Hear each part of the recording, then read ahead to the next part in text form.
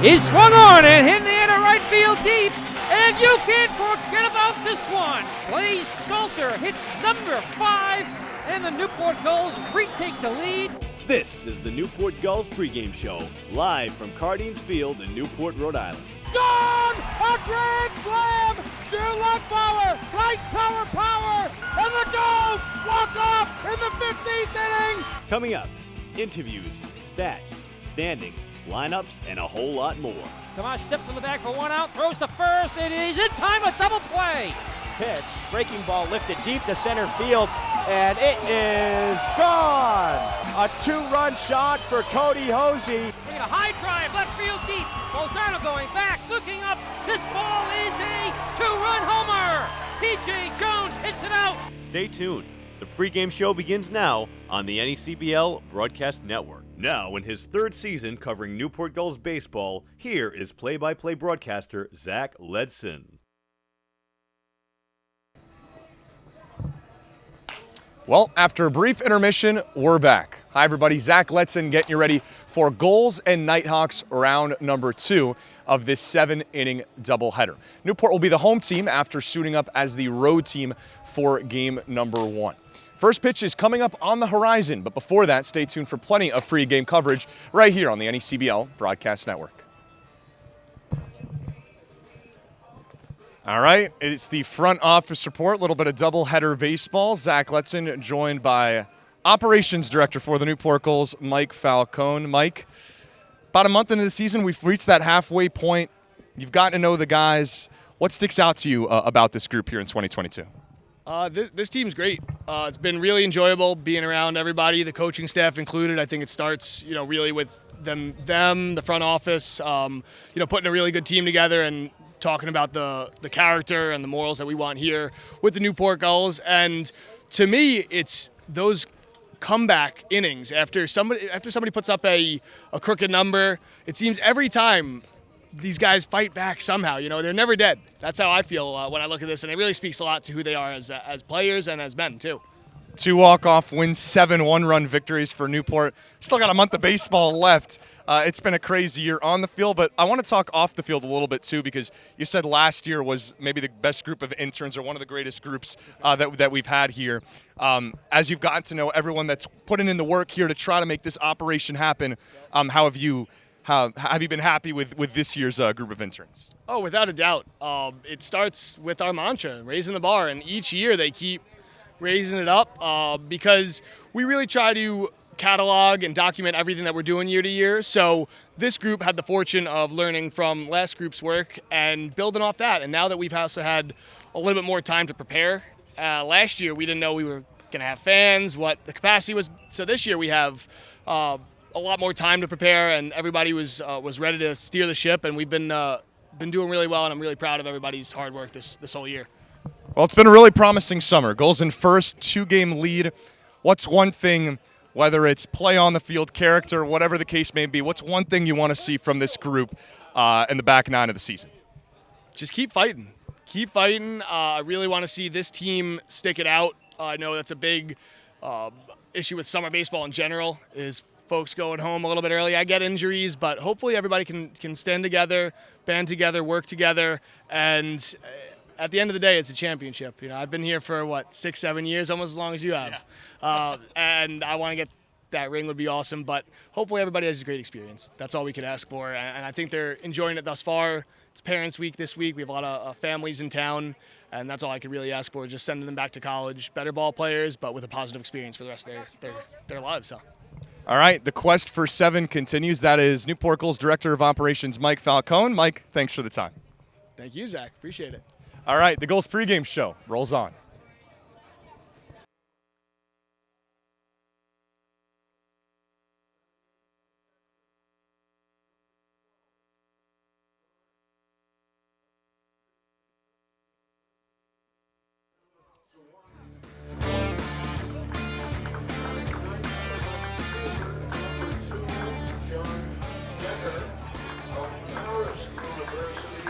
Game number 2 between Newport and Upper Valley is coming up next here on the NECBL Network.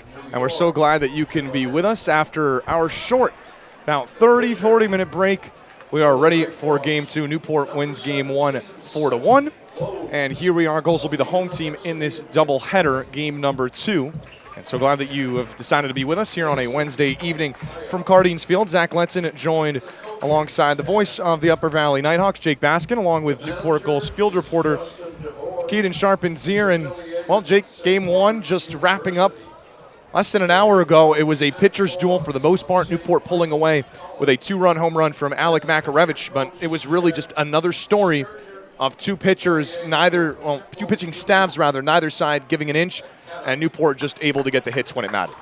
Yeah, that's really what happened. Upper Valley stranded the runners on the bases because Kevin Sider really slowed him down on the mound, and the duo of Hagenau and Wayner did well, but just couldn't keep the runs off the board. It looked like it was going to be another 1-run win. Instead, Alec Makarevich with a 2-run home run, and Gulls have just found ways to get it done. It's now a 7-game winning streak. Gulls haven't done that since 2017. Yeah, I mean, they are red hot right now. I mean, doubleheaders are always tough. You have 7-inning games. You don't have many opportunities. And when you have those opportunities, you have to take advantage. And the Gulls did that as good as possible. I mean, they did strand some runners at the beginning of the game, but they executed when they needed to in the times that mattered. And, you know, that's what happened. And the Kevin Sider was locked in when he needed to be. They hit him hard, but he executed in those middle innings to really just kind of shut down the Nighthawks. And then Cole Stasio shut the door, and that's how you do it. Yeah, Kevin Sider, you mentioned it. He was the story for Newport in game 1. His 3rd straight start. All 3 of his starts have been 6 innings, and all 3 have been spectacular. He gets the win. 6 innings pitched, 7 hits, just 1 earned run, 1 total run allowed, 6 strikeouts to go with 1 walk. In 22 innings of work for the Gulls this season, Sider has allowed just 2 earned runs. And the pitching staff has been the catalyst for Newport, now continuing into what they'll try to make an 8th straight win, playing against an Upper Valley team. They check in with a 12-11 record. Newport sitting pretty in first place in the Coastal Division with a 15-8 record. And as we have introductions and pregame ceremonies down on the field, we will send it down to field side here at Cardines Field with our introductions with Newport Gulls PA announcer Don O'Hanley.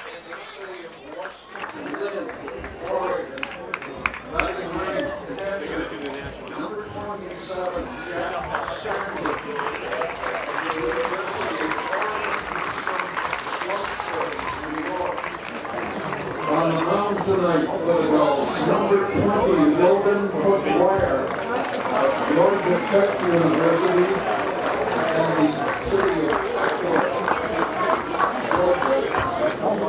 Georgia.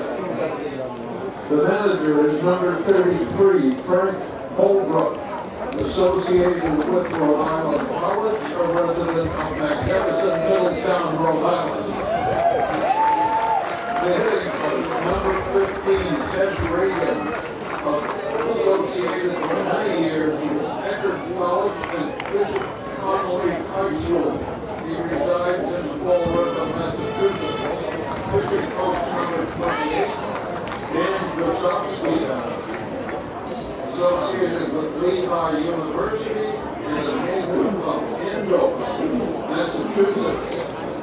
The umpires assigned to tonight's game, and not necessarily in the order for the first game, just announcing Chris Engstrand, Ronald Copeland, and Joe Gravina.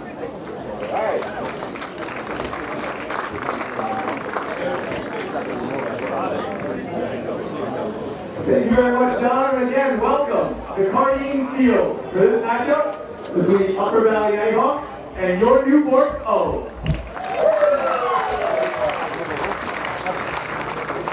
This is the second game of the doubleheader, and it's been quite a long day for some of our Newport Gulls and the rest of the folks you see standing with me here on the field. Because tonight, it's D-Day Inclusion Day. This morning, right here on Cardines Field, we have with us groups of special needs individuals, intellectual and developmental disabilities, who are here with us fighting with our four Gulls, playing some wiffle ball, running around, hanging out. Those 3 groups I'd like to recognize here, so you can all please give a big round of applause for everybody coming out tonight. It is super individuals. award winners from the Newport County YMCA Sharks, the Special Olympics group. Let's give them a big round of applause. All these medals, look at, hey, they're matching up with our Nighthawks neon now. I don't know. We got individuals from the Maha Center right here in Middletown. Let's give them a big round of applause. Looking upwards, great organization right here locally. Let's give them a big round of applause.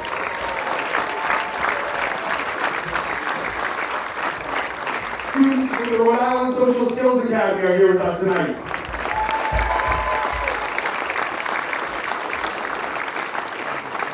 And last but not least, some other individuals from that Newport County YMCA. So again, everybody else who's in the stands and here with us on the field, big round of applause for everybody coming out tonight. This is an amazing day, and if you want to be a part of next year, please reach out to the Newport Gulls. We'd love to have you, and this is one of the most special days each summer for both our organization and our players. But also, this week is very special because it's our Parents' Week. All of our Newport Gulls are from all around the country, and we invite some of their families, everybody's family for that matter, to join us in Newport this week. We had a big team barbecue yesterday, and we have a bunch of them here with us on the field today. Let's give a big round of applause for making the trip.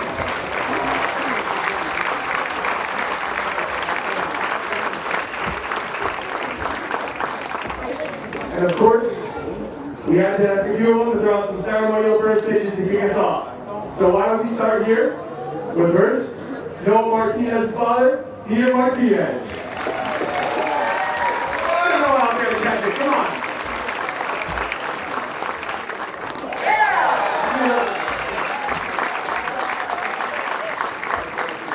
Next we have the Salcio family with us. Father Chris, we have Tricia, Carly, and Max. Cole Stasio Baylor is his family here. Oh! This guy's playing minor league baseball, believe it or not. Next, I'd like to introduce the Beck teams, Olga and Brendan.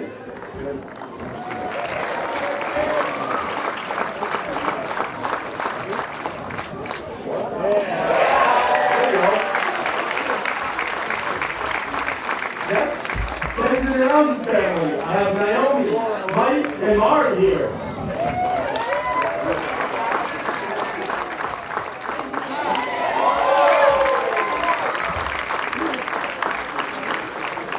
Last, certainly not least, he goes to Salvador University right here in Newport, but his family came in from Connecticut. We have Tom Baracci's parents, Cece and Matt.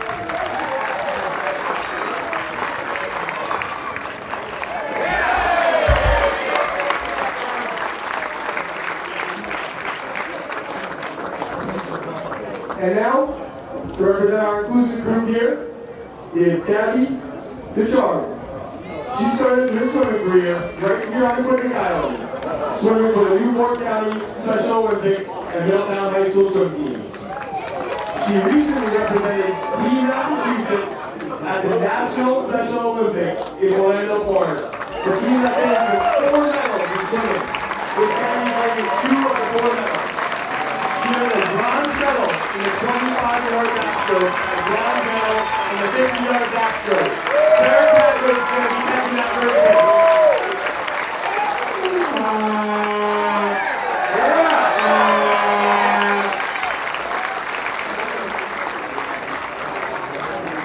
And this whole night would not be possible without our good friends at the Middletown TV Bank. Here with us to draw a ceremonial first pitch on behalf of TV Bank, Charles Loudonser. Sarah Paxel can go and catch this one as well.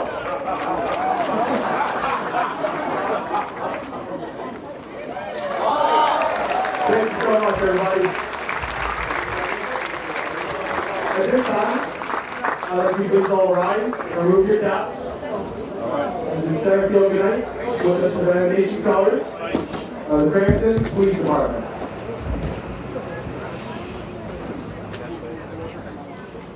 And before performance of the national anthem by our inclusive group here, I'd like to give a warm Cardinals goodbye to Sam Colosimo from the U.S. Air Force, who will be returning to service after he goes back to the Academy. He's been with us for the past month. Thank you very much, Sam.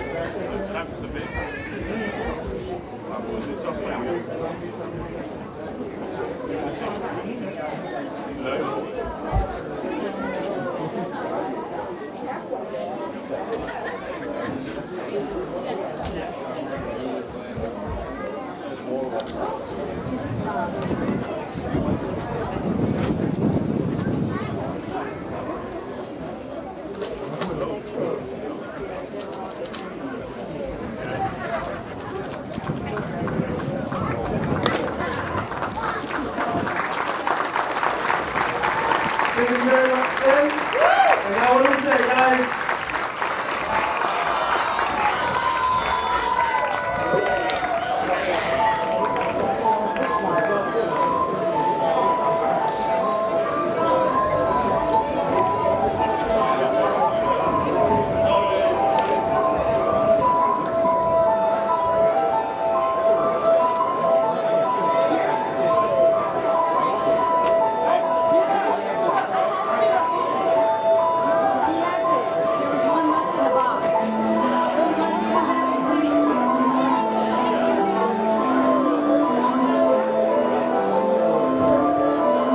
TD Bank Inclusion Night here at Cardines Fields, and some great pregame ceremonies. Everybody coming out to the yard. It is a great crowd here at Cardines Field, and we are just about set for baseball. The 12-11 Upper Valley Nighthawks and the 15-8 Newport Gulls, game number 2 of this doubleheader.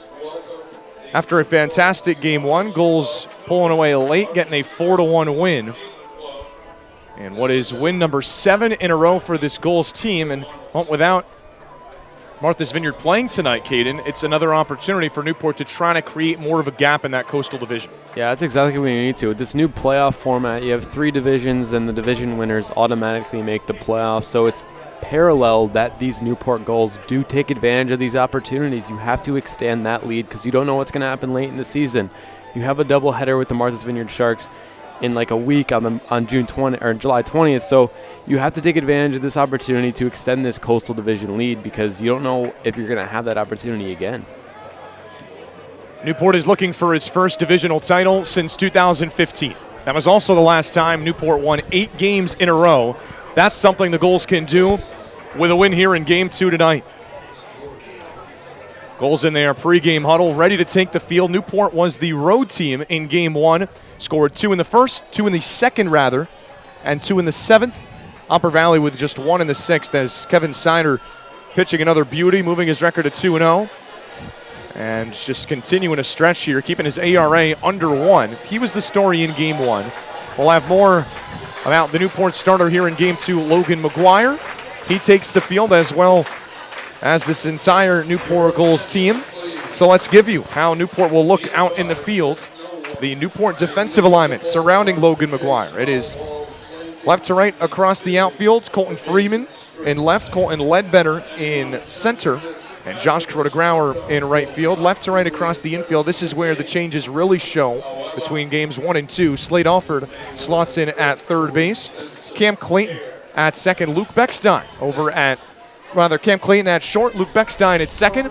And Alec Makarevich moves across the diamond from third base to first.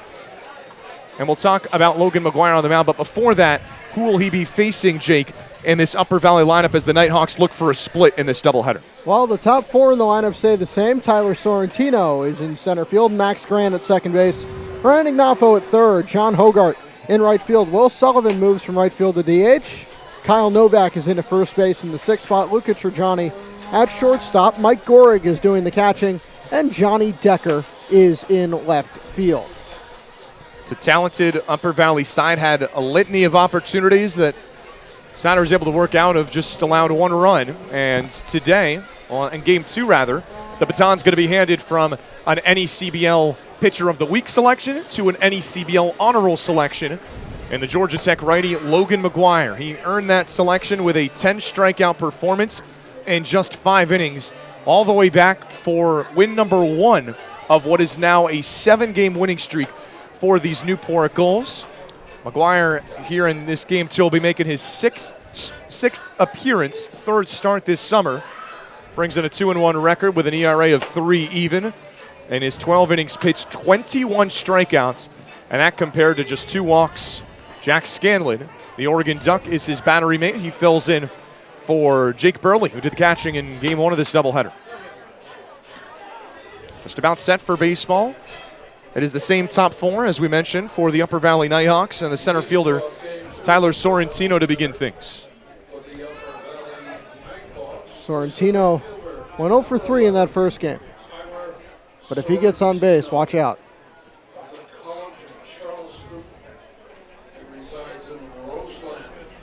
Great crowd on hand, game 2 of this doubleheader on a Wednesday evening. As the Gulls in pursuit for an 8th straight victory. McGuire fires to Sorrentino, and that's ripped into left field. It'll fall for a base hit on the very first pitch of the game.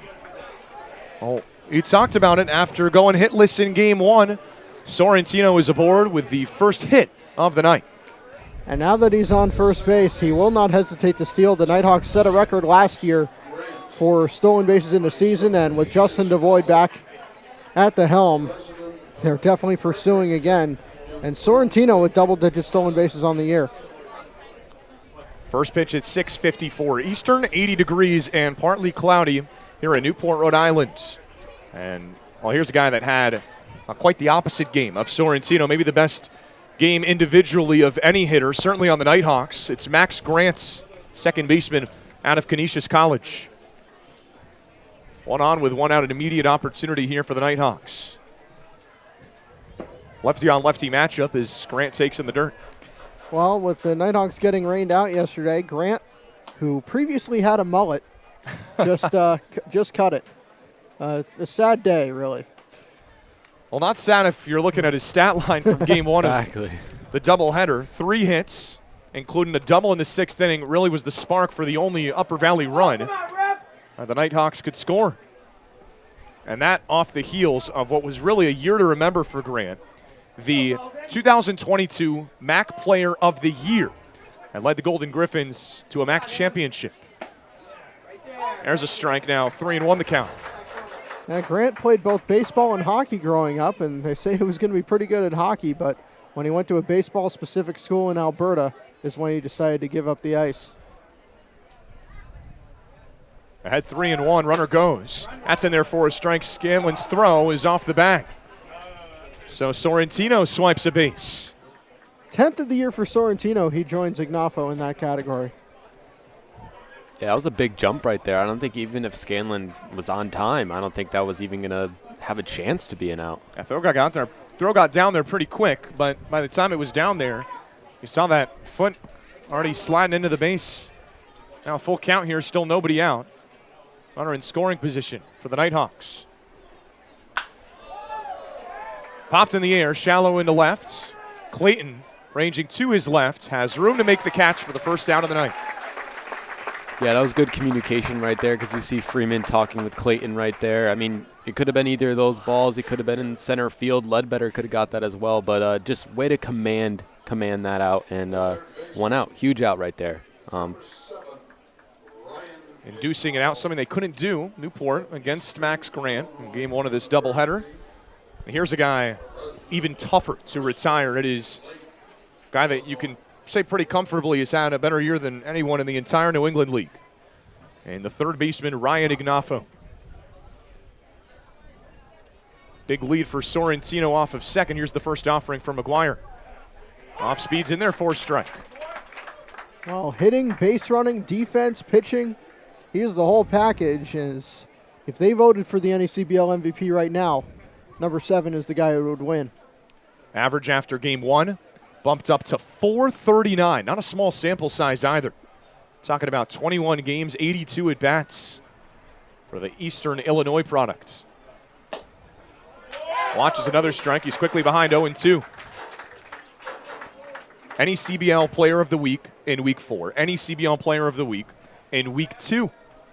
And an honor roll in Week 3. Well, he faces an honor roll selection here on the mound in Week 3 as well. And Logan McGuire looking for a scoreless top of the first.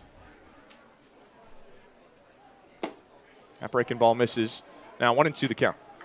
Yeah, we talked about the Nighthawks not really being able to execute with people in scoring position. I mean, they only scored 1 run in the first game, and this is right here an early opportunity with your best hitter right now in the first inning to get a run on the board and put pressure on the Gulls offense. 2 hits for Ignafo coming in game 1 of this doubleheader. Double and a single. That's ripped. High and deep in a right center field. Ranging back, it's over the head of Kuroda Grauer off the wall. It's another double for Ignafo, and the Nighthawks take a 1-0 lead. Well, he had a double in the first game and sends pretty much one in the same spot. He hits the Ivy on the fly, and Ignafo with an extra base hit. Stop me if you've heard that one before. Oh, pretty similar to that double that he had in game 1. That one tagged a little harder. For Ryan Ignafo, the unbelievable season that he's had here with the Nighthawks, it continues.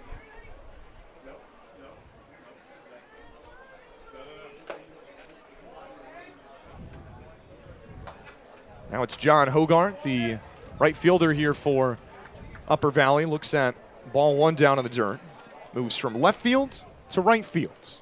From game 1 to game 2 here. Nighthawks looking for a split. And they have their first lead here in this entire doubleheader.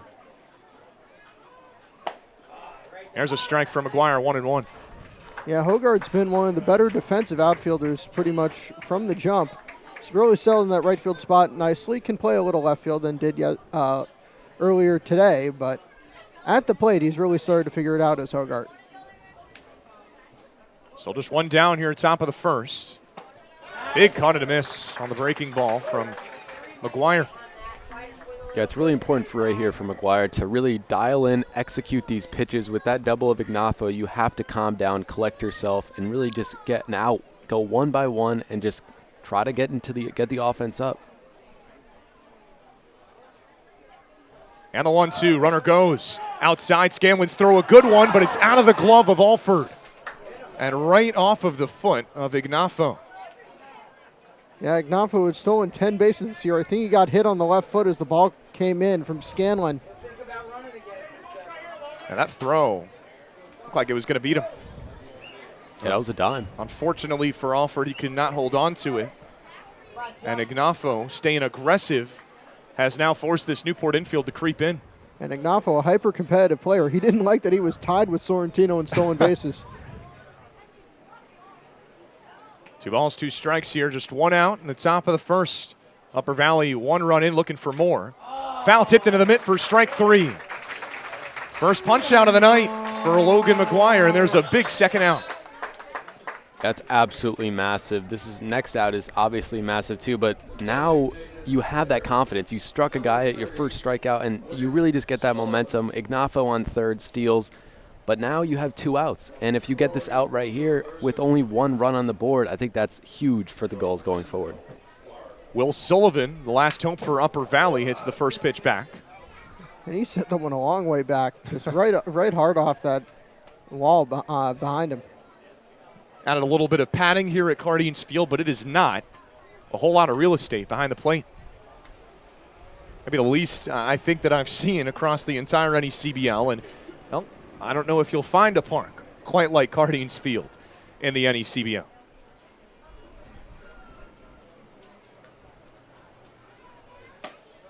Back to the breaking ball for McGuire, and a beauty. 84 miles per hour. And again, he's out quickly ahead.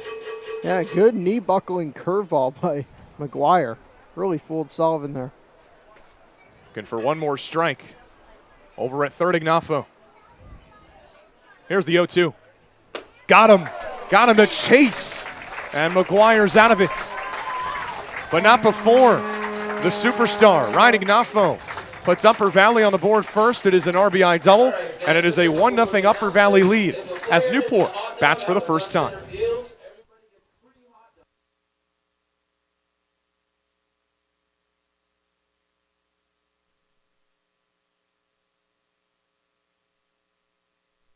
For the first time in league history, the 2022 New England League All-Star Game is headed to Martha's Vineyard, home of the Sharks.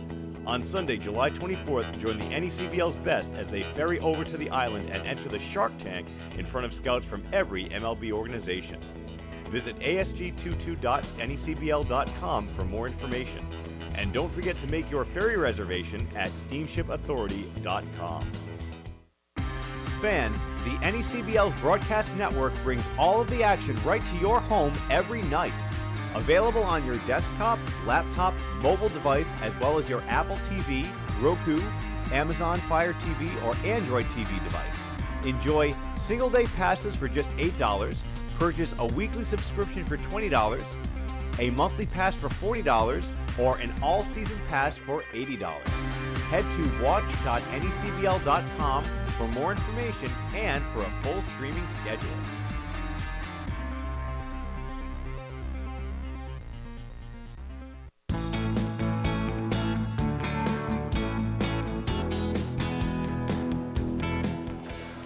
To the bottom of the first we go. It is a 1-0 Upper Valley lead. Newport batting for the first time. Let's get you that Gulls starting lineup for what is a final time, at least for now. Sam Kulisingham, he'll be returning to the Air Force Academy later this week. And so, as we know of right now, this is his final time suiting up for the Newport Gulls. He does the leadoff hitting in the DH spot. Alec Makarevich, a 2-run home run to extend his hitting streak to 14. He hits second and plays first. Colton Ledbetter hits third as the center fielder for Newport. Colton Freeman hits fourth, doing the cleanup hitting. And Kulisingham swinging at the first pitch, blooping it into right center field. Running in to make the catch is Hogarth. So there's out number one. Rounding out this Newport order, it is Josh Kuroda-Grauer hitting fifth and playing in right. Slade Alford hits sixth, plays third. Luke Beckstein hits seventh and plays second. Cam Clayton hits eighth and plays shortstop. And Jack Scanlon does the catching, rounding out the order, hitting ninth. Makarevich looks at ball number one out of the arm of Seth Logue, the starter here for Upper Valley in game number two. Logue making his third appearance, second start of the year, has gone 3 innings in both. He is out of the University of Kentucky by way of Mason, Ohio. He, like game one starter Ryan Hagenow, his college teammate, started in the Cape, this time with Hyannis. That one's downstairs, so now quickly 3-0 here to Makarevich. Saw Hogarth make that catch to begin the night. Left to right for Upper Valley. We'll get that to you in a moment in the outfield. This one will stay in the infield. Trajani in to make the catch, the shortstop. He's at short. Rest of the Upper Valley infield. Ignafo, who had the big double in the top of this inning, plays third. It is Max Grant at second. And Novak, Kyle Novak, the first baseman at first. Left to right across the outfield, Decker in left, Sorrentino in center. Hogarth, as aforementioned, in right. And Mike Goring, the battery mate for Seth Logue, out on the mound. Here's Colton Ledbetter with 2 away. Looks at a first pitch ball downstairs. Yeah, the Nighthawks have a 3-man catching rotation. Stearns, Fazzari, and Gorig. And Gorig, it is his turn. Newport rotating to one of its 3 catchers, another catcher in Jack Scanlon. Jake Burley getting the nod in game one. Ledbetter reaching base 2 different times in game one of the doubleheader. Single in the first, walked in the 7th, but one of his more impactful at-bats, not one of those. It was a sacrifice fly that got Newport one of its 2 runs in the 2nd inning. Gulls only had 2 runs up until the 7th. Tried holding up his swing and was able to on the 3-0 pitch. And for a second time in this doubleheader, 18th time on the season, Ledbetter is aboard with a walk. Yeah, just insane. His patience, his power, he's just the full package of a baseball player. A quality fielder in the center. He's just a fantastic player. Hitting his 5 of his last 6 games. Gets on base for the man, the myth, the legend, Colton Freeman. Colton hitting third, Colton hitting fourth. And you got to love it.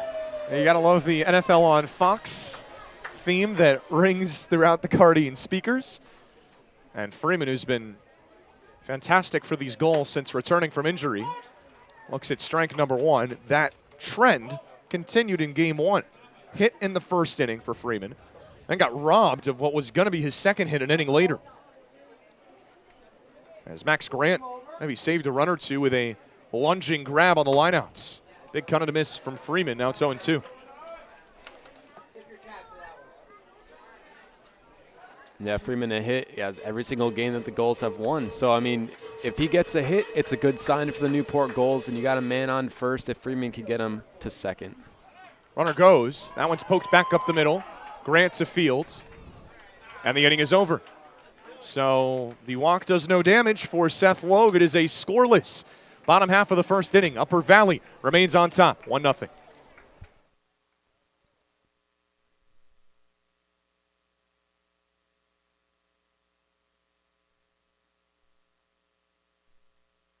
For the first time in league history, the 2022 New England League All-Star Game is headed to Martha's Vineyard, home of the Sharks. On Sunday, July 24th, join the NECBL's best as they ferry over to the island and enter the Shark Tank in front of scouts from every MLB organization. Visit asg22.necbl.com for more information. And don't forget to make your ferry reservation at steamshipauthority.com.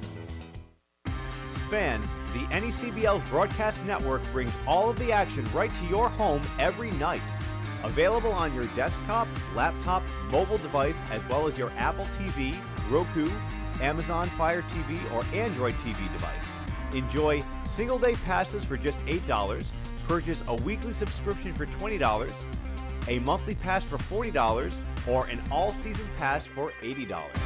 Head to watch.necbl.com for more information and for a full streaming schedule.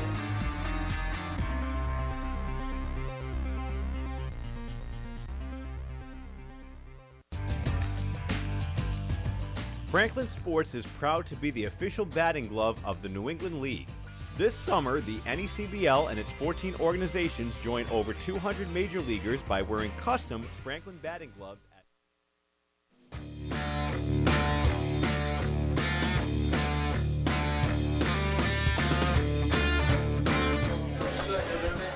Back for the second, 1-0 Upper Valley on top.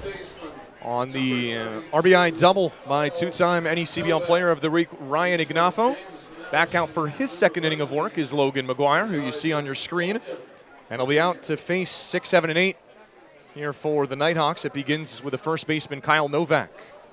First pitch, a skipper in the dirt.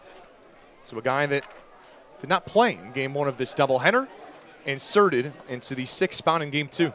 Yeah, Kyle Novak's been playing first base, second base, third base. He is wherever you need, but he does hit toward the bottom of the lineup. Righty sets and delivers. That one's fouled back. 1-1 the count to Novak, the first baseman out of James Madison, a Virginia native of Oakton. Played in 53 games with the Dukes, and well, is actually a veteran here in the Upper Valley organization, second season with the Nighthawks. Yeah, he is. He was mostly a second baseman with a little bit of first base last year after Max Vieira showed up. 28 games with the Nighthawks last year. Pokes this out, shallow in the infield. Clayton's got a beat on it, and there's one gone. Yeah, I think that's big right there for McGuire. The first pitch in the last inning was a base knock, so if he gets that first out right there, which he does, I think it builds a little bit of momentum, and hopefully McGuire can get a little bit quicker of an inning with less kind of adversity. Well, he's retired the last 3 in a row since allowing those 2 hits to the first 3 Upper Valley batters. First pitch out of the zone to Luca Trajani.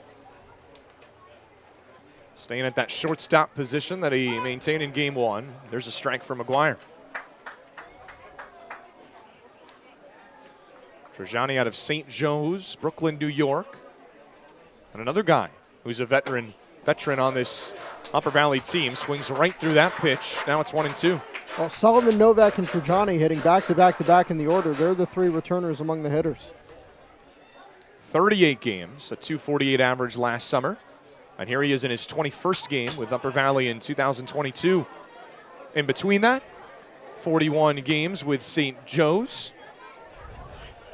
A .299 average, 2 home runs, 25 RBIs this spring for the Brooklyn, New York native. 1-2 from McGuire. Swing and a miss in the dirt. Or did he get a piece? He just did. Says home plate umpire Joe Gravina. A little bit of a rotation. It is the same umpiring trio from game one, but moving to behind the plate is Joe Gravina after spending game one in the field. And Chris Engstrand and Ronaldo Cockrum are tonight's field umpires. 1-2 again. Just missing on the outside part of the plate. Now it's 2-2.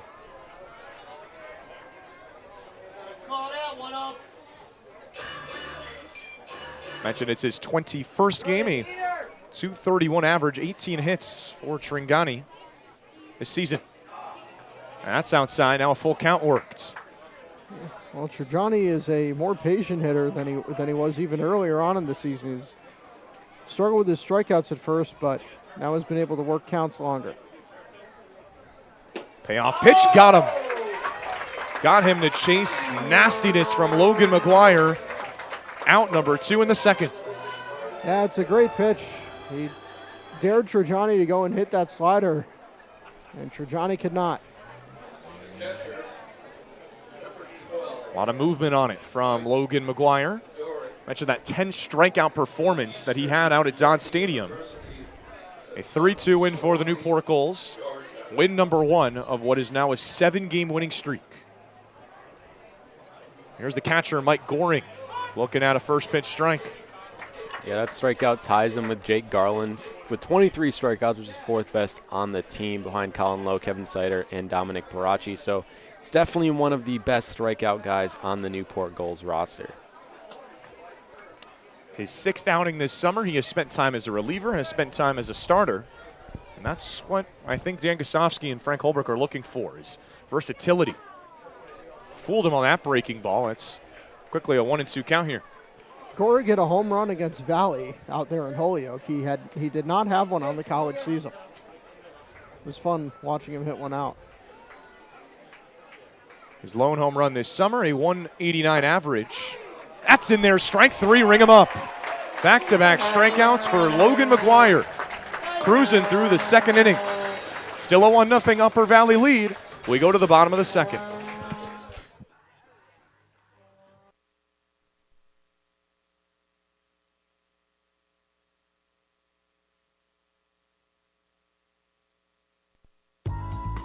Whether you're an island resident or just visiting, the fastest way to get to the Cape and Islands is by taking the New England League's preferred partner, the Steamship Authority Ferry. Visit steamshipauthority.com for more information. Zephyr is the official on-field cap of the NECBL. Also known as the Z-Hats, Zephyr is the authentic college hat with a loyal following of those who only wear the Z.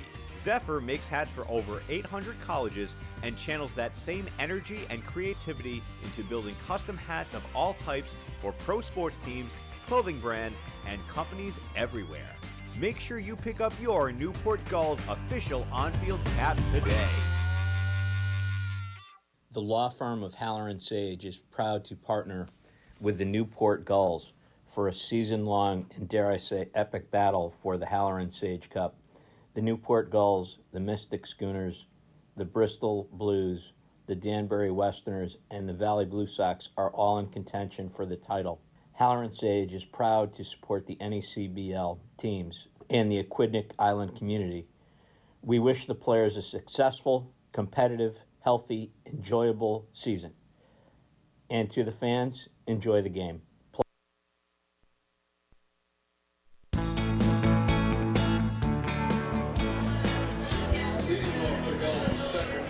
To the bottom of the second we go. 1-0 Upper Valley on top. Glad you can be with us. Game 2 of today's 7-inning doubleheader between the Nighthawks and the Gulls. Zach Letson, Jake Baskin, and Caden Charpentier here with you. Josh Kuroda-Grauer gets it started for Newport. Hits it high and deep in right field, but it's going to tail foul. Had a home run in Newport's last date here. It was not the last game because that was game 1 of this doubleheader, but on Monday against North Shore, did something that I don't think I've seen before here at Cardines Field, and that is hit a ball so hard and out of the park that it took a tree branch down onto the field, down and left. Yeah, that was pretty crazy. I don't think I've ever seen that either. And those houses back there, got to watch out because Josh Crowder hit some rockets. It's his second home run of the summer, both coming here at Cardines Field. 1-2 pitch from Logue. That's poked the other way into right field. Diving attempt, and it'll fall. So Josh Grauer, the hit machine, it continues. It is a leadoff single for the Gulls here in the bottom of the second. Yeah, that hit should tie Colton Ledbetter for the lead on the team with 28 hits. He's just a machine, as Zach said. He knows what to do. He has a really nice approach when he gets to the plate. Doesn't try to do too much, and he just gets a nice bake knock. And now you have Slade Alford up with the man on. Puts an 0 for 4 game one behind him, and brings up the Mississippi State third baseman. It's Slade Alford. Big swing and a miss for the third baseman. A lot of power in his bat. Might have been thinking home run right there. 3 of them on the summer. That is second on this goal squad behind Colton Ledbetter. And Logue reached back for something extra there. He knows this guy from their SEC battles. 90 miles per hour on the fastball from the righty. Deals the 0-1. Over to second base. Grant. Did he get the tag? He did not, so the only out recorded there is over to first base. Kuroda Grauer able to dodge the tag, and so it just turns into a 4-3 ground out for Alford.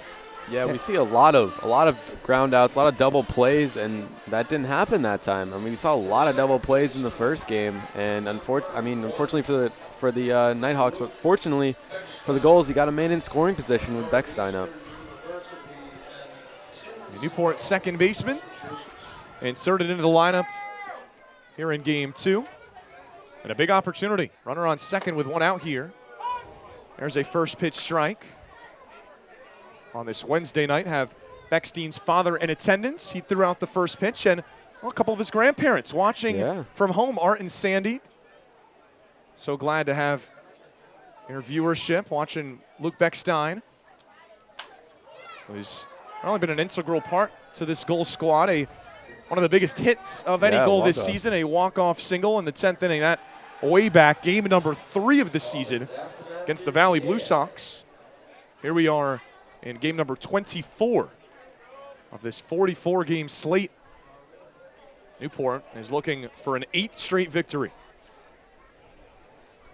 Here's the 0-2. Cut on and missed for strike 3. Went to the fastball. Blew it right by Beckstein. And Logue standing in strong. Yeah, threw that one high and out of the zone and dared Beckstein to chase. Beckstein took him up on the offer and couldn't hit it. Beckstein, a new addition to the lineup.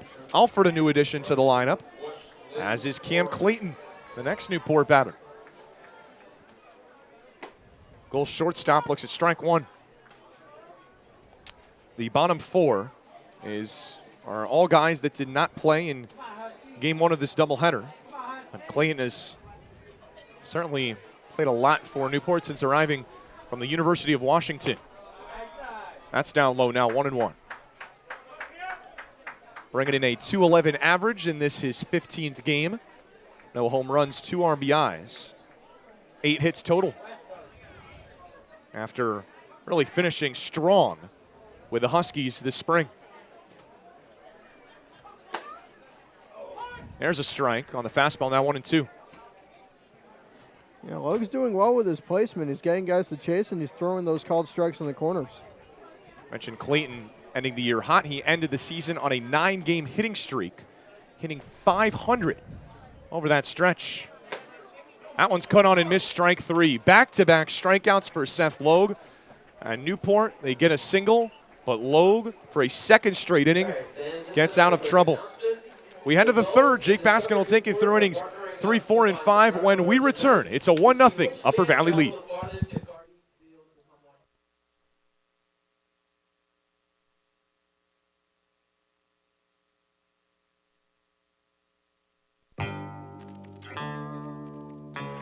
The chase for the Fay Vincent Senior Cup begins on Monday, August 1st, when the 2022 New England League playoffs begin. 6 teams will qualify this year. each of the 3 division winners, and then the 3 teams with the highest winning percentages. The top 2 teams will receive a first-round bye, while the other 4 teams open things up with a single elimination wildcard round. The winning teams will advance to the best-of-3 series for the Final Four, and then the last 2 teams standing will match up in the best-of-3 NECBL Championship Series to compete for the league title and the right to hoist the Fay Vincent Senior Cup. We'll see you in August for the start of the 2022 postseason.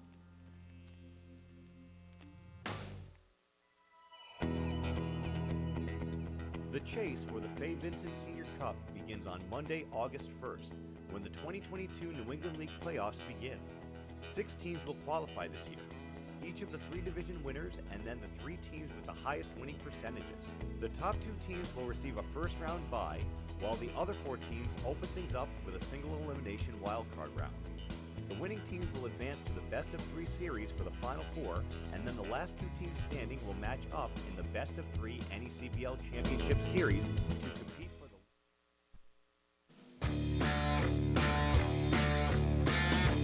Jake Baskin here with Zach Gletson and Caden Charpentier here, as it'll be Johnny Decker, Tyler Sorrentino, and Max Grant to face Logan McGuire here in inning number 3.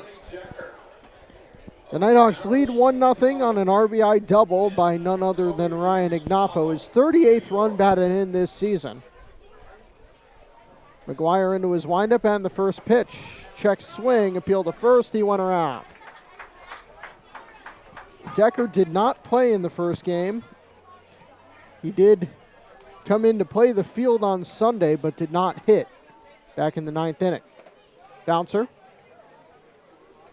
Ball and a strike. Decker out of Marist College, which supplied 3 pitchers to the Nighthawks last year. This year he's the only Red Fox on the Upper Valley team. Out of Coyman's Hollow, New York. And there's the pitch, missed inside. Yeah, I loved McGuire's response in the second frame. I mean, he was really locked in, and he has 4 strikeouts right now. I mean, he's a strikeout guy, and he was locked in after Ignafo got him with an absolute bomb off the ivy in center field. So he's locked in right now, and I think we love to see that for the Gulls. McGuire into his motion, 2-1. Breaking ball, caught the plate, strike 2. I got McGuire on the mounds for the Gulls, and you got a couple goals in the outfields. It's a sign. Not mentioning the players. I mean, it might be a sign. We see that often here at Cardines. And the pitch just missed low. McGuire struck out 4 of his last 5. Yeah, a couple of strikeouts in each of the first 2 innings. And like Caden said, that's kind of his game. He's a strikeout guy, likes to work quick and efficiently. 3-2 to Decker. That's ball 4, and Decker works a walk to lead off the 3rd. That's a good AB. First guy to get a walk off McGuire tonight. I talked about his fantastic K-to-walk ratio. Looking at it, including tonight's game, you're talking about 25 strikeouts, just 2 walks, so not the easiest feat. But that's exactly how you can set the table here in the best way possible for Upper Valley as the top of the order comes up. So Tyler Sorrentino saw the first pitch from McGuire, sent it into left field, ended up stealing second base and scoring on Ignafo's double. Decker's got pretty good speed at first base. Holding him is Makarevich, and the first pitch missed low and inside for a ball. That was that base hit that really put him in a good spot. It's not a good year for these Nighthawks, and now all of a sudden he's up with an opportunity to drive someone else in. Runner going. This one fouled off by Sorrentino. Hit and run was on. Ball and a strike. The Seagulls are populating here in the outfield. They've kind of claimed right field. Oh boy, we got looks like maybe a half dozen now. Oh yeah, some extra fielders out there. You can see in our wide shot some of them getting into left field too. Oh man. McGuire. Ready for the pitch. Lined into left center field, and this one will be down for a base hit. Rounding second is Decker. The throw comes in from left field. Going into second is Sorrentino. The tag is in time, and he got Sorrentino. A great throw for Colton Freeman. And that'll move Decker to third on the single. I mean, you want to talk about a fantastic outfield assist. That ball off the bat, I mean, you can't blame Sorrentino for thinking 2 all the way. That's a double in most situations. And Colton Freeman on the fly. My goodness. That was defense right there. That was spectacular. Yeah, absolute cannon. A great tag as well, but just a gun. I mean, as you said, Zach, that's probably a double. And I would be thinking double as well.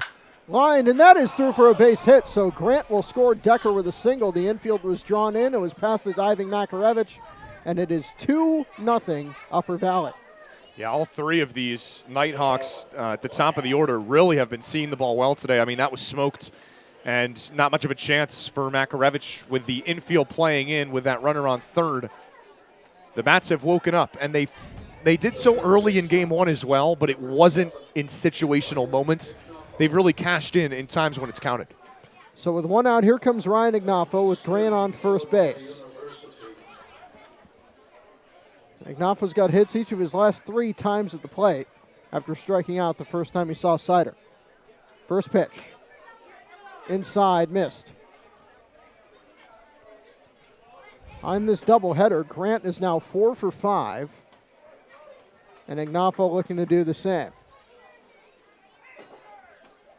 Sorrentino's gone on those doubles pretty much the entire season. He's made most of them. The pitch, this one, chopper foul. 1-1 the count on the Nighthawk third baseman.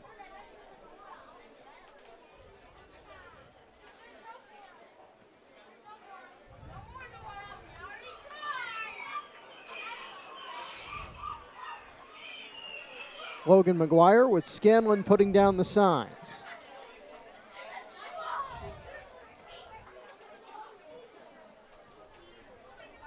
Here comes the pitch. Ignafo held up. Good block by Scanlon, 2-1.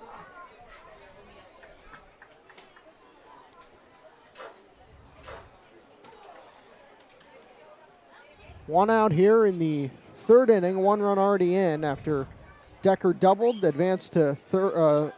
Decker walked rather, advanced to third on Sorrentino's single, and Grant hit him in. The pitch, off speed, that one popped up into shallow right. Coming over, Beckstein makes the catch for the second out. Yeah, it's a big one. Guys that have really been seeing the ball well in this inning off of McGuire to get the most dangerous batter out is encouraging, but you're not out of the woods yet with the talented hitter in Hogart. Hogart struck out his first time up, went 1 for 3 in the first game.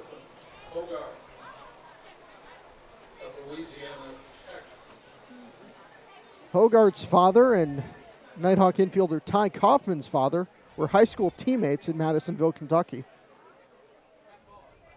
This one bounced foul just wide of the third base line. Kaufman not in the lineup today.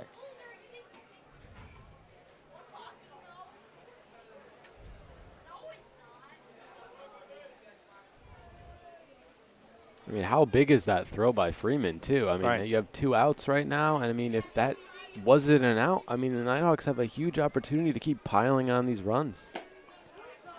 Just missed on the outside corner. Ball and a strike. Yeah, kind of similar to in game 1 of this doubleheader. Spencer Smith making that massive double play happen to keep a couple runs off the board, and you never know when we get to the end of the game how those plays will matter. And the pitch fouled off. So 2 strikes now on Hogart. It'll be Scanlon, Kulasingam, and Makarevich for Newport in the bottom of the third.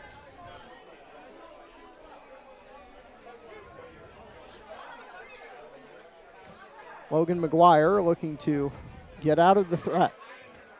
Grant is on first base.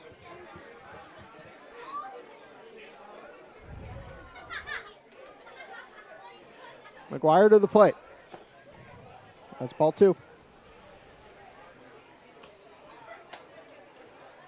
McGuire out of Georgia Tech by way of the Atlanta suburb of Ackworth. The Atlanta area well represented on Upper Valley, though. 2-2. Struck him out, and the inning is over. But a run does cross the plate on Max Grant's RBI single. We're through 2.5. Upper Valley 2, Newport 0. We'll be back.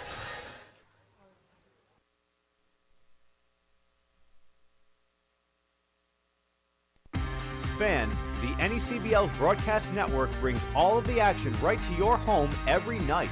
Available on your desktop, laptop, mobile device, as well as your Apple TV, Roku, Amazon Fire TV, or Android TV device.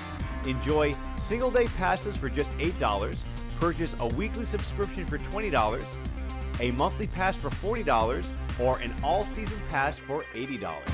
Head to watch.necbl.com for more information and for a full streaming schedule.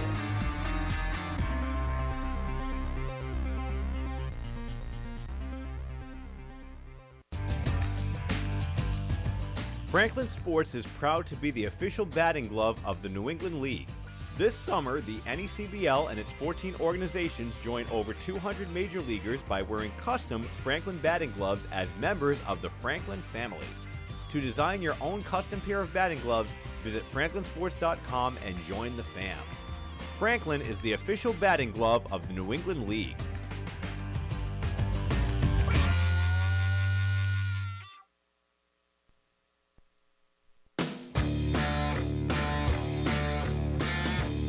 Bottom of the third from Cardines Field, Newport. Seth Lowe gone for his third inning of work. It'll be Jack Scanlon, followed by Sam Kulasingam and Alec Makarevich. And Ledbetter if anyone reaches. It's 2-0 Upper Valley. Logue's allowed one walk to Ledbetter and a single to Kuroda Grauer, but is not allowed a runner to reach past second base. It'll be 4 straight batting left-handed against Logue with the switch hitter Kulasingam following Scanlon.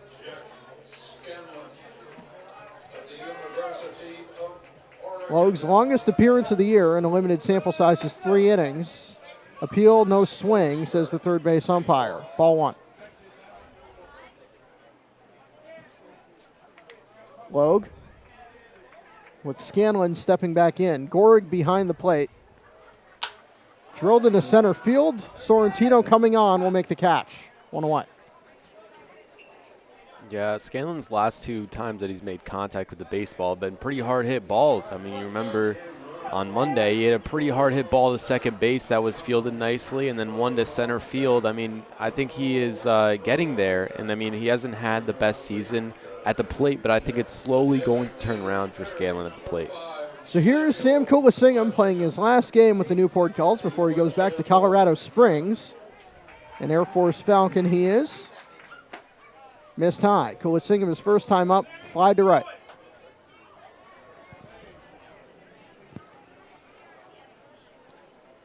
And the pitch.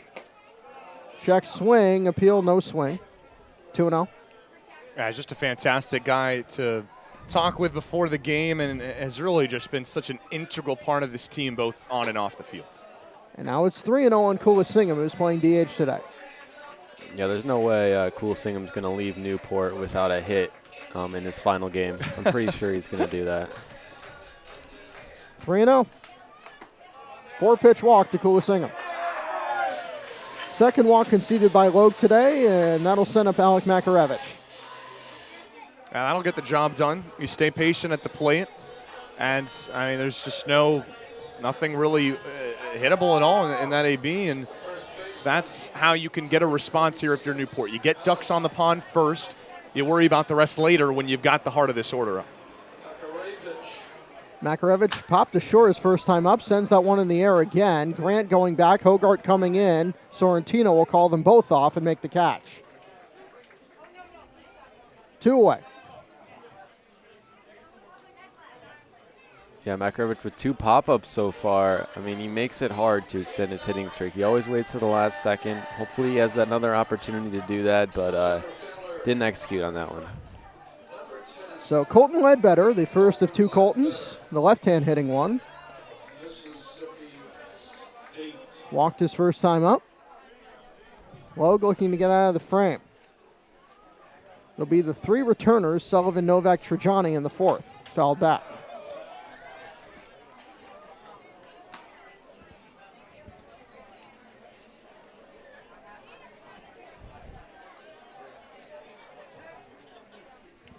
Logue looks in for the sign from Mike Gorick. Good hold it to between second and first for Ledbetter. Breaking ball over the plate for a strike. 0-2.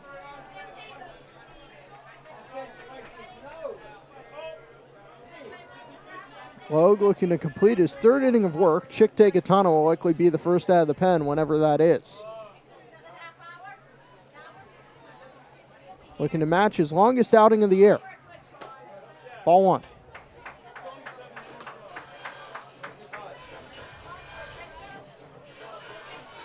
Yeah, Ledbetter got 2 strikes on him, but he's an extremely patient hitter. I don't think he's going to swing at anything he doesn't like. 1-2 on Ledbetter. Fouled off. 5th pitch of the at-bat coming up. Yeah, and if nothing else, I think you want to just see him battle here. You know, just make the pitcher labor. Of course, we saw in game 1, and I think it did have a little bit of an impact, even though Wayner was great out of the pen. Certainly makes a difference when you force the hand of the other team to go to the bullpen early. To the plate. High one into center field. Sorrentino will make all 3 putouts this inning. And we are through 3. The score is the Upper Valley Nighthawks 2 and the Newport Gulls 0. We'll be back on the NECBL Network.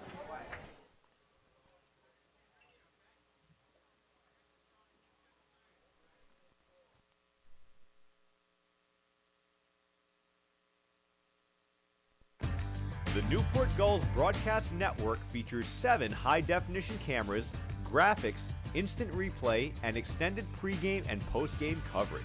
Watch the Gulls all season long every Friday night on YourView New England. Be sure to follow the Gulls all season long on our social media accounts at Newport Gulls on Twitter and Instagram, and Facebook.com/Newport Gulls, and subscribe on YouTube.com/Newport Gulls for the latest video highlights and exclusive interviews. The chase for the Fay Vincent Senior Cup begins on Monday, August 1st, when the 2022 New England League playoffs begin. 6 teams will qualify this year, each of the 3 division winners and then the 3 teams with the highest winning percentages. The top 2 teams will receive a first-round bye, while the other 4 teams open things up with a single elimination wildcard round. The winning teams will advance to the best-of-3 series for the Final 4, and then the last 2 teams standing will match up in the best-of-3 NECBL Championship Series to compete for the league title and the right to hoist the Fay Vincent Senior Cup. We are here in the top of the 4th. Jake Baskin along with Zach Letson and Caden Charpentier. Will Sullivan struck out his first time up, one of 5 strikeout victims of Logan McGuire. Hogard struck out twice. Pitch to Sullivan, swing and a miss. Good breaking ball there. Sullivan in the DH spot today, or at least in this game. He was in right field in the first one. And the pitch, fouled off, 0-2. They'll be followed by Kyle Novak and Luca Trajani.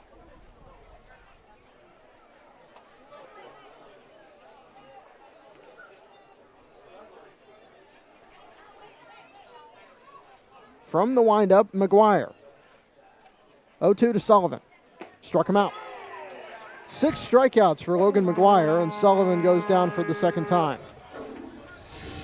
He's got strikeout stuff. We've talked about it all day, and just kind of making it look easy right there. That's big. Of course, Upper Valley getting a few hits in that 3rd inning, but this is the start you want. They got their first 3 guys to get hits, so if you can start it off with a K, that's big.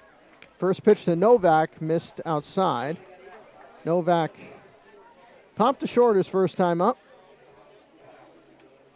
The only one of the hitters between 4 through 8 who did not end his plate appearance with a strikeout. 1-1.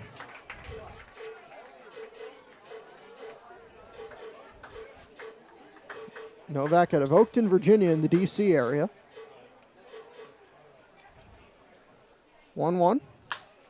Hits that one into right field. Kuroda Grauer makes the catch for the second out.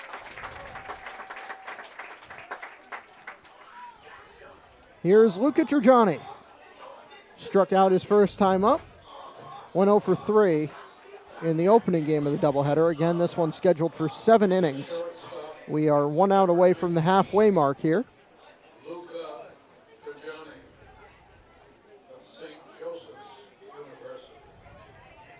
Here is the pitch. Swung on and hit in the center. Backing up, Ledbetter will be under it, and the inning is over. We are halfway through this game, and the score is 2-0 Upper Valley. We'll be back in the NECBL Network.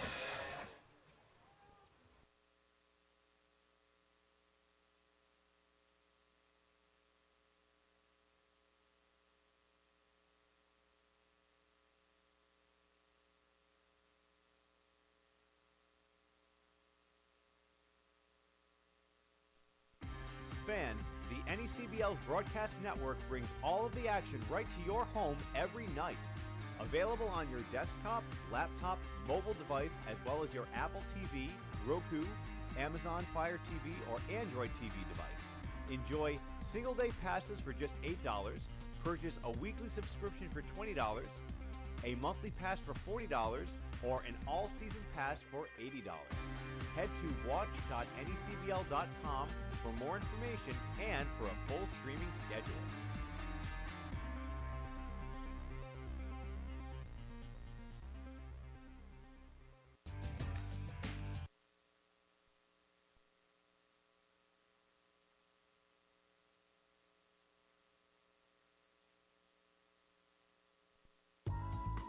Whether you're an island resident or just visiting, the fastest way to get to the Cape and Islands is by taking the New England League's preferred partner, the Steamship Authority Ferry. Visit steamshipauthority.com for more information.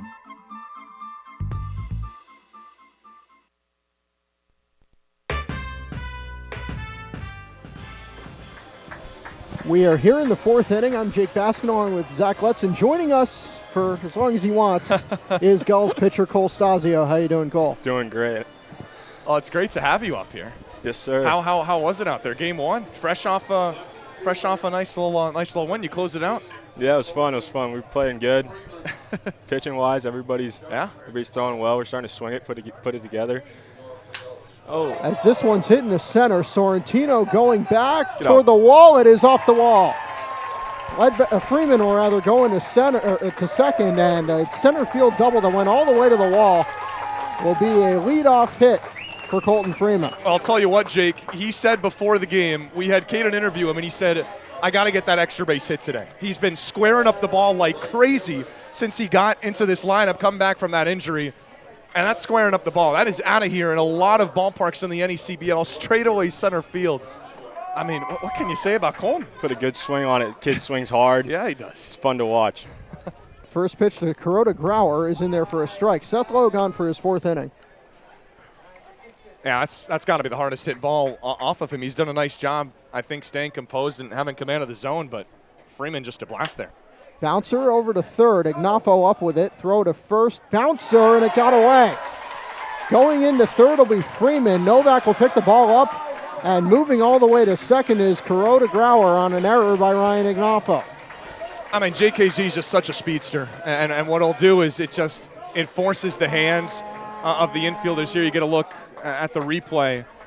Ignafo had to charge it, and, I mean, just not much of a chance there for Novak. And all of a sudden here, this is as intriguing of an opportunity that Newport's had tonight. So here comes Slade Alford. Alford grounded to second his first time up. First base is open. Nobody out here in the 4th inning, and Newport with the tying run on second base. Logue looking in for the sign from the windup. First pitch, swing and a miss.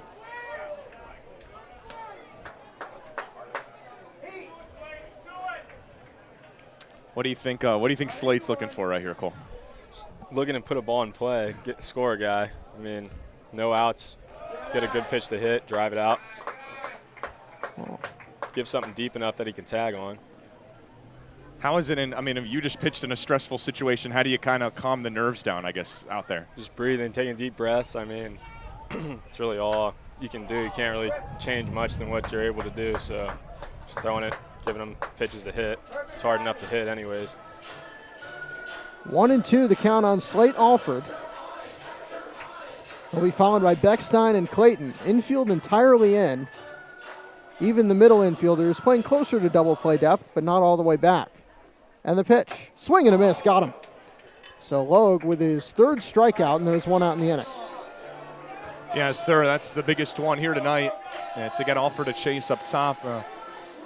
These are the situations. Newport had bases loaded in the first, bases loaded in the second in game one. Did not come back to bite them in the win. But when you look back at the end of the day, these are the opportunities that separate the wins from the losses. So Beckstein will come in. Logan to the windup. Outside, missed.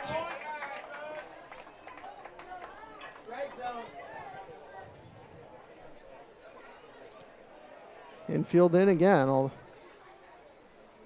The pitch missed high, and Logue is now 2-0 on Beckstein.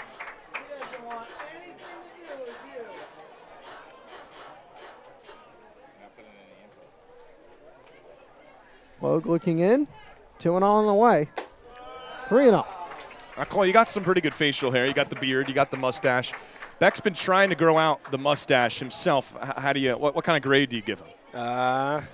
We do have some family of Beck's watching from home. I give Beckstein an 8 out of 10. I think it's coming in, definitely coming in. He can pull it off. He can definitely pull off the stash. And that walk puts the double play in order. Now, I can't grow any facial hair, so. It's tough. I mean, it's an art. You got to grow it, but then you got to grow it a certain way, right? So it doesn't get too patchy on one side, and it can get tough, But it takes a little time. It does. So here is Clayton. Cam Clayton looking to send in a run at least, as that one missed high, and that's 5 straight that Logue's thrown out of the strike zone. And that's where their issues can begin as a pitcher. I mean, and once you start to lose command of the zone, I mean, I think you know better than anyone, right? You can leave one out over the plate, or you can just lose command entirely, and that is exactly what Newport's waiting on here. Chad Sturgeon coming out to talk now. When you meet with the pitching coach, or when the pitching coach comes out to talk to you, what is it usually about? I mean, most of the time it's just give us a breather. I mean, for the most part, he's not really going to try to make you do too much to think about it. So just basically probably telling him, take a deep breath here, make a good pitch, forget about the last couple. And, I mean, got to get a strike on him here and not give him something too good to hit. We're joined by Cole Stasio of the Gulls, as that pitch is fouled back. That would have gone right toward my face if the screen were not here. Ball and a strike. Middle infield at double play depth. Corners playing in. Novak a little further in than Ignafo. Logue's 1-1. Swing and a miss. So 1-2 now on Clayton. Scanlon, the on-deck hitter.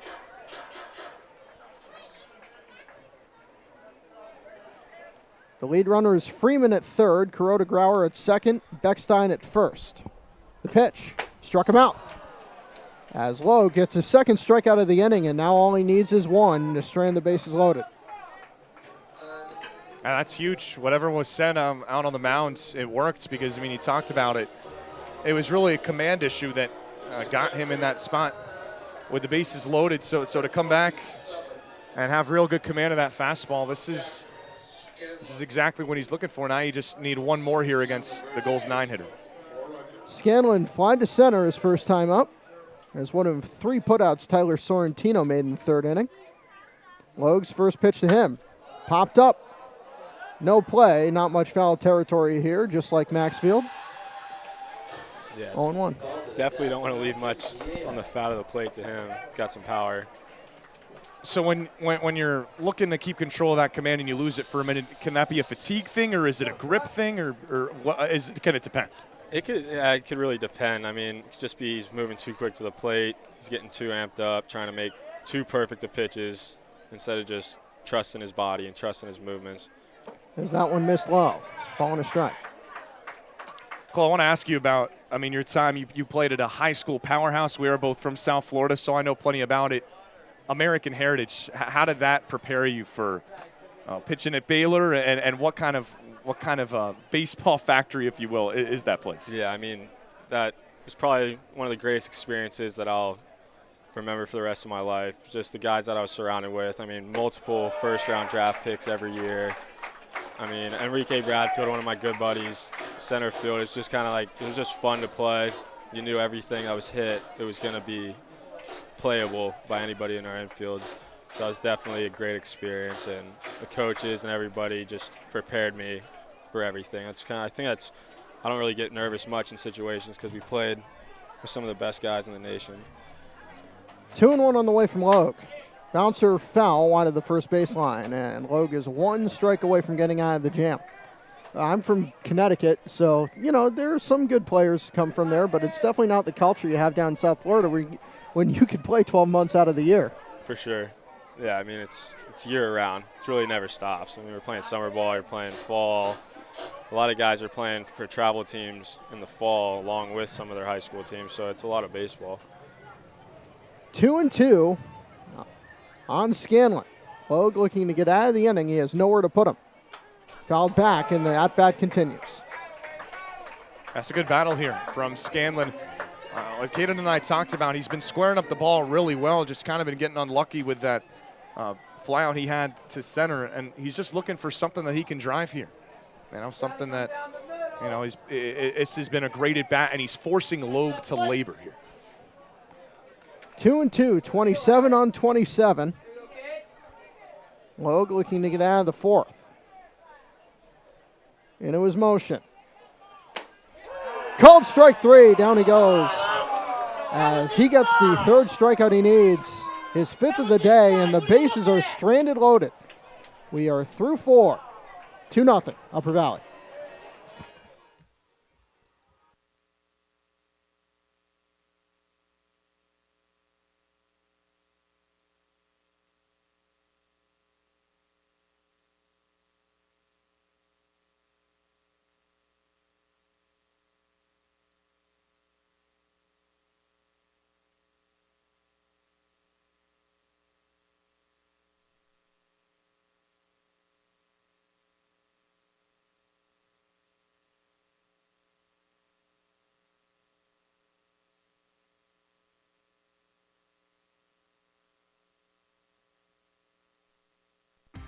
Fans, the NECBL's broadcast network brings all of the action right to your home every night.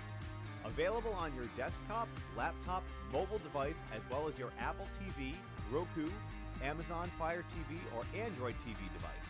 Enjoy single-day passes for just $8, purchase a weekly subscription for $20, a monthly pass for $40, or an all-season pass for $80. Head to watch.necbl.com for more information and for a full streaming schedule.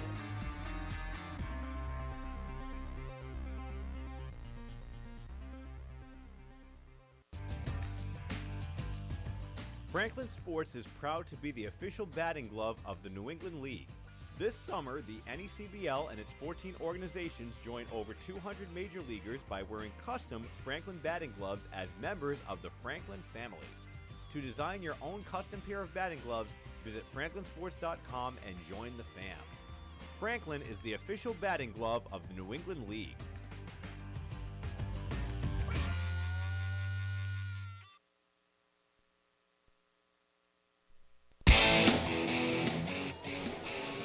We are here in the top of the fifth. I'm Jake Baskin along with Zach Letson and Caden Charpentier. Our thanks to Cole Stasio, Newport right-hander, for joining us for half an inning.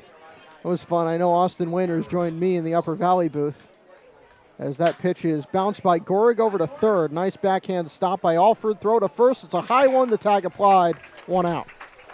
Yeah, I think it's so great when you can see more into the personalities of these guys. This is summer ball. This is not the NCAA season. I think guys are loose. They're having a great time. And Cole and Daniel Blair came up to me before the game, where they were sitting actually to the left of us, and we talked about the possibility of making that happen. And like I said, this team's just full of personalities. So here comes Johnny Decker. Walked and scored his first time up. Takes the ball in the dirt. 6 in a row retired by McGuire. after the RBI single by Grant. The pitch caught the plate for a strike. After Ryan Ignafo doubled in the first inning to score a run, McGuire retired 5 in a row, so after conceding runs, it's hard to get much of anything on McGuire. 1-1, 2-1. Decker will be followed by Sorrentino. That'll be the top of the order coming for Newport in the 5th. Fouled back. Nice catch in the air by Sorrentino off the backstop. Yeah, these 7-inning doubleheaders, you don't have many opportunities to score runs, and the Gulls just stranded 3 on the bases. That is not the most ideal situations for the Gulls, but hopefully they can get another opportunity because they got a couple more at-bats. And the pitch. He went around. Scanlon to first. 2 away. Yeah, McGuire's looked fantastic since those 3 straight batters that reached for Upper Valley to begin the 3rd inning. He's been everything you can want, and especially in these doubleheaders, Newport, the only time they went to the bullpen was the guy that you just heard from in Cole Stasio in Game 1, and so far, McGuire's done a great job working efficiently in Game 2. Sorrentino's 2 for 2 today at the top of the order. Pitch from McGuire, missed inside. McGuire singled, stole a base, and scored in the first. He singled in the third, was thrown out on a great throw by Colton Freeman trying to advance to second. The pitch, 2-0, and that one got close to hitting Sorrentino, but did not.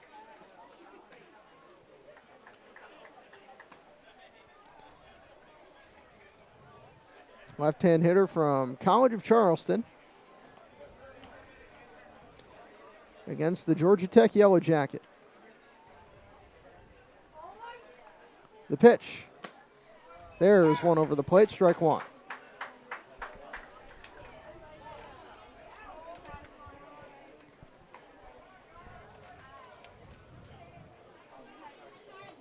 McGuire looks in for the sign.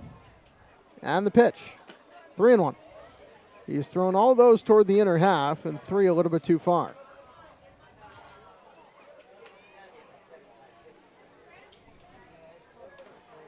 Max Grant is on deck. 3-1 to Sorrentino. Back over to short. Scooped up by Clayton. Inning over. We're through 4.5, and Upper Valley is still holding on to that 2-0 lead. We'll be back.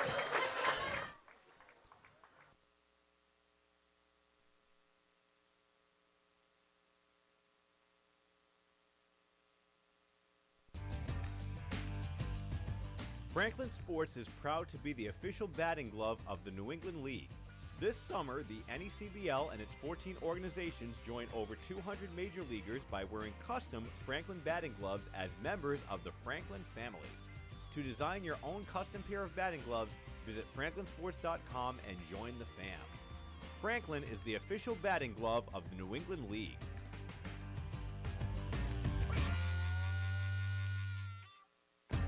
The Newport Gulls broadcast network features 7 high-definition cameras, graphics, instant replay, and extended pregame and postgame coverage. Watch the Gulls all season long every Friday night on Your View New England. Be sure to follow the Gulls all season long on our social media accounts at Newport Gulls on Twitter and Instagram, and Facebook.com/Newport Gulls, and subscribe on YouTube.com/Newport Gulls for the latest video highlights and exclusive interviews. The chase for the Fay Vincent Senior Cup begins on Monday, August 1st, when the 2022 New England League playoffs begin. 6 teams will qualify this year, each of the 3 division winners and then the 3 teams with the highest winning percentages. The top 2 teams will receive a first-round bye, while the other 4 teams open things up with a single elimination wildcard round. The winning teams will advance to the best-of-3 series for the Final 4, and then the last 2 teams standing will match up in the best-of-3 NECBL Championship Series to compete for the league title and the right to hoist the Fay Vincent Senior Cup. We'll see you in August for the start of the 2022 postseason.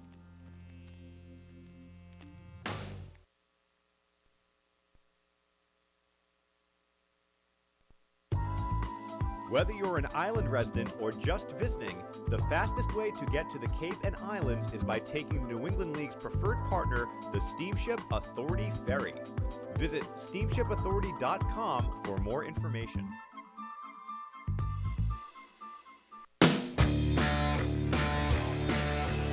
Well, we're in the bottom of the fifth, and one Wildcat pitcher will give way to another. Kentucky's Logue is done after 4. He is in line for the win.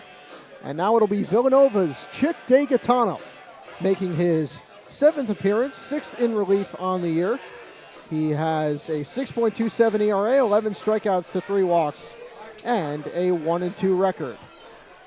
I'm sure it is the plan for him to go 2 innings and give way to one of the closers, maybe Nordman, maybe Legier, maybe O'Hanlon. I don't really know. Yeah, Upper Valley did a pretty good job in game 1, just kind of going by committee, and Wayner, of course, took on the bulk of it. That's going to be the goal here in game 2. It was a pitcher's duel then. We're in another pitcher's duel now, and any opportunity Newport can get. Again, this is a 7-inning game, so this really feels like the 7th inning. Sam Kulisingham flied out and walked. He'll be followed by Makarevich and Ledbetter. DeGaetano, first pitch. Strike 1 to Kulisingham. Ignafo playing the bunt at third base as he usually does at the start of an inning. DeGaetano, 6'2", 210, right-hander, 21 years old.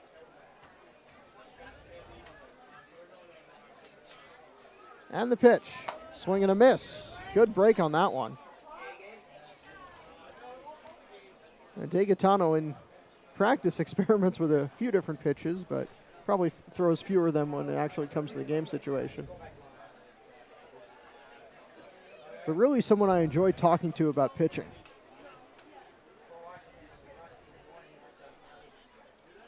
Oh, 0-2 on Kulisingham. Popped up and out of play.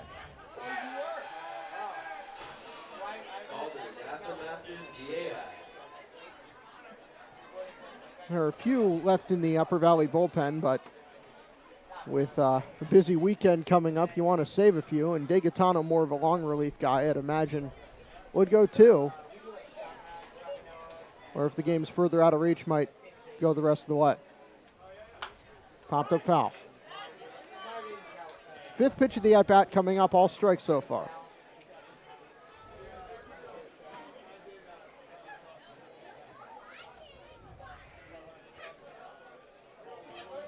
Gorig behind the plate.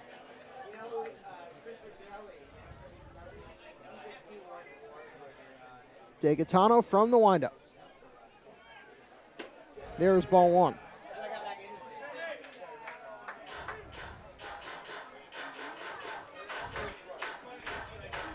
You know, with Villanova's basketball success, you really don't think of it as a baseball school, but they haven't had a bad program over the years. 1-2 on the way. That's a ball, 2-2. Yeah, started 0-2. Kulisingham is not an easy out. He's going to fight. He's not going to swing at pitches he doesn't like. And with his last farewell game right here, I hopefully he could get a little base knock in a nice little farewell hit. And the pitch. And the at-bat continues. Kulisingham really doing a good job of working this count. Alec Makarevich is the on-deck hitter.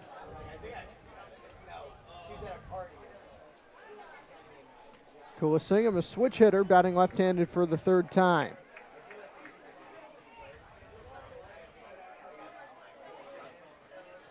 Throw the plate. Liner over to 3rd, and that is over Ignafo for a base hit. Kulisingham gets a hit in his final game, and he's on as a leadoff base runner. Just fantastic. I mean, Sammy K, it's just so deserving, and we talked about it. It's a meaningful game for him. This is a really meaningful game for him and a farewell. So that's exactly what you need right there. He's in that leadoff spot for a reason, and hopefully that can really spark something here for the Gulls. Yeah, I mean, you strand a lot of runners on the base paths, and Kulisingham gets it started with a little single, and now you have Amac with his hitting streak, still needs to get a hit to extend it. So this is a big spot for him, and you need to cut into this lead with this being a shortened game. Makarevich 0 for 2 so far. Pops to short and center. Fouled off. Yeah, and I mean, talked about Kulasingam with that big AB. This is a big AB for Makarevich as well. Don't know how many more opportunities he's going to have to extend that now 14-game hitting streak of his. DeGaetano to the plate. Line shot into center. Sorrentino coming on. That'll be down for a base hit. The hit streak's at 15, and there are 2 on with nobody out for Newport. There you go. Right on cue. I mean, this is what the top of the order is built to do. What a hitting machine this guy is. You can't say it enough times. 15 games in a row. Jake, he's played 15 games with the Newport Gulls. Every single game he's done it. It is remarkable. Even Ryan Ignafo's longest hitting streak this year has been 10. So very impressive for Makarevich. Colton Ledbetter. 0 for 1 with a walk. That one missed. I mean, no outs with Colton Ledbetter, one of your leading home run hitter right now with 7, and this is another huge opportunity, just big at-bats, just 7-inning games. This is just huge at-bats. Every single AB going on is huge for the Newport Gulls. 1-0, 2-0. DeGaetano running into a little bit of trouble here. Yeah, I've talked about it before, but this is not a guy you want to maybe get a pitch to try to get back in the at-bat, leave one out over the zone. When Ledbetter can get ahead, that can be when he's most dangerous. Newport had 3rd and 2nd with no one on and bases loaded with 1 last inning, but did not score. Popped up. Decker coming in from left. Trajani also going on. Decker dropped it in foul territory. That is a foul ball. He dropped it, and it'll force everyone back. So another free chance for Ledbetter, and you really don't want to give him too many chances. Right. No, that's exactly what you don't want. And it looked like he had a beat on it, and then he just overruns it. I think that's what he fell victim to because, I mean, it's good communication by the Nighthawks on the infield. Ignafo, Sorrentino, Decker, all rather Trinjani, and Decker communicating, but just took a few too many steps. Kulasingam, the lead runner on second base. Makarevich on first. Strike. 2-2. I mean, what a big drop that is because if that's 1 out, they have a double play, and that'll end the inning. And, you know, Newport is they love getting hidden double plays. So another huge opportunity, especially with Ledbetter still up. Freeman is the Colton on deck. 2-2 on Colton Ledbetter. Drilled into right field toward the wall, and this will hop off the wall. Rounding third is Kulasingam. The throw will come in towards second base, and a good one. The tag. Safe, and it'll be an RBI double for Colton Ledbetter. It's 2-1. You better believe it. Newport crowd's making a lot of noise, and why wouldn't they be? I mean, this is your best hitter this summer coming through in a massive moment. Just smoking the ball out there to right field. What a huge time for your hit leader to pick up his 29th of the season all of a sudden. I mean, it was just so tough for Newport to get hits in those moments. They've done it here. There's still nobody out in this inning. Now you still got 2 guys in scoring position. Yeah, do not give Ledbetter another free opportunity. And what a slide, too, going into second. It looked like a double, and he almost gunned him down. And now you got Colton Freeman, who's been also extremely hot. It looks like these umpires, Jake, are going to be discussing. It was an awfully close play, and I think you're seeing a little bit of an argument from this Upper Valley side. Real bang-bang play at second base. The call on the field, Ledbetter safe. Yeah, it looked like the umpire might not have had the best angle on that one as they're talking it over. Justin DeVoy did come out to argue. Now, we'll take a look at this replay. Now, I think the throw beats him there. The question is, does he avoid it? It was a fantastic slide by Ledbetter. Good throw in from Hogart. It's tough. I can't tell. It is really tough from that angle. I cannot tell. Now what's interesting is if Hogart just holds the tag on, I think Ledbetter's going to be out because Ledbetter overslid the bag.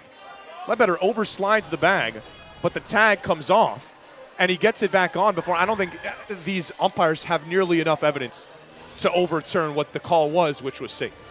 And Ledbetter will stick on second. So now the bases are loaded with nobody, third and second with nobody out. We've seen this before an inning ago. First base is open. Freeman, 1 for 2. DeGaetano, first pitch, strike. Yeah, Freeman's been a lethal bat, and you have first base open. I don't know if an intentional walk would be the way to go here because you got Josh Kuroda-Grauer, who's not been retired today, 28 hits on the season. He's standing on deck. I don't walk if I were a coach, I would not walk the bases loaded with nobody out. I'd think about it later on. As the pitch swung on and tapped, it's right in front of Gorig, and he doesn't realize it, but it's not far enough for Makarevich to go.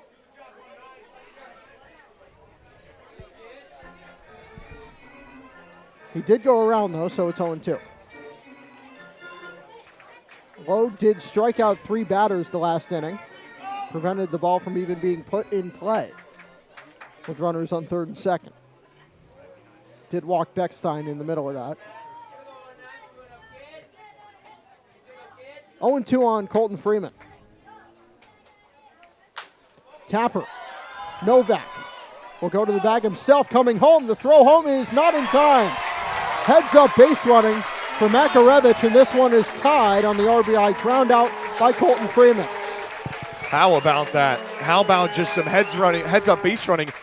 I don't know if Makarevich's initial decision here was to hold at third. Now Novak having to run to the bag buys Makarevich a lot of time. He sees Ledbetter's already running to third base. So by that point, Makarevich has no choice but to try and score, and you gotta love the hustle by these Newport Gulls.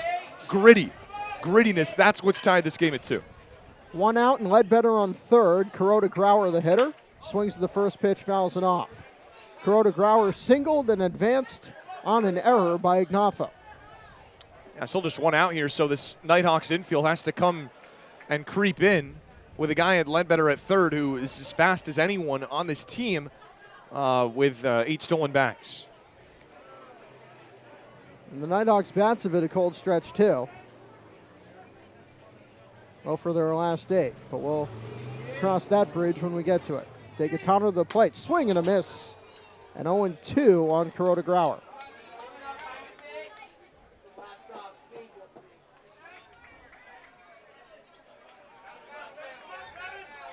So far, it's been a couple of singles, a double, and an RBI ground out.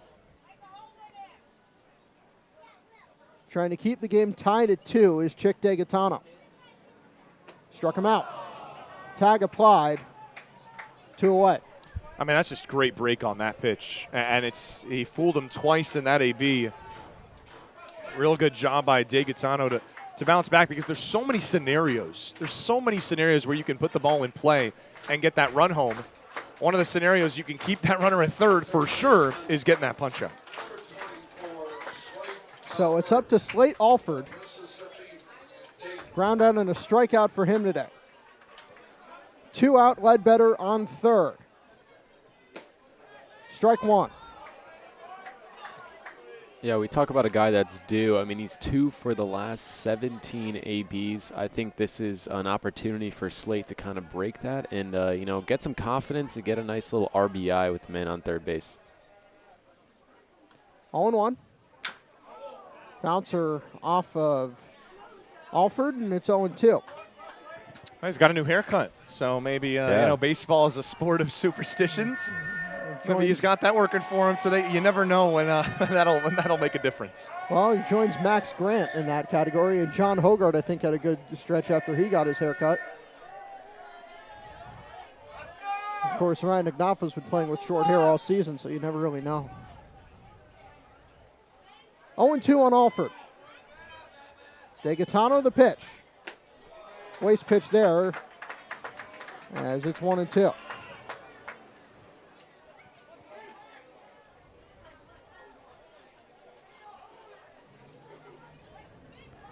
It'll be Grant, Ignafo, and Hogart in the top of the 6th.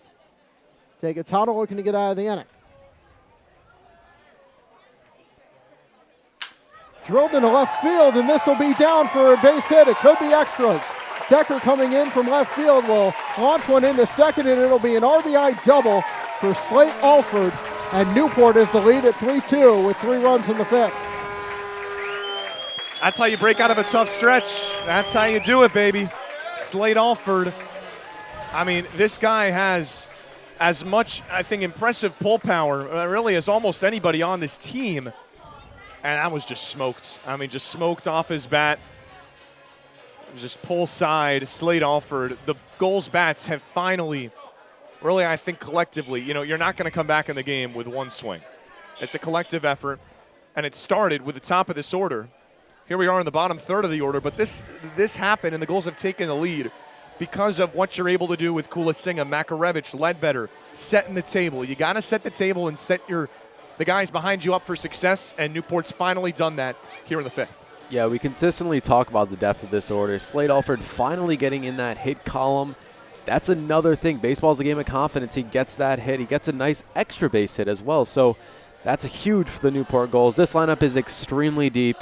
Luke Beckstein had that walk-off, so you have another guy in pressure situations that knows how to execute with 2 outs.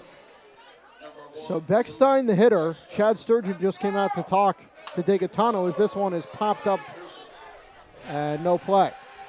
I'd imagine there's someone warming up for Upper Valley. I thought it would be Matt McShane, but I saw McShane's jersey not in the bullpen, so I don't know. Moran, Williams, one of those.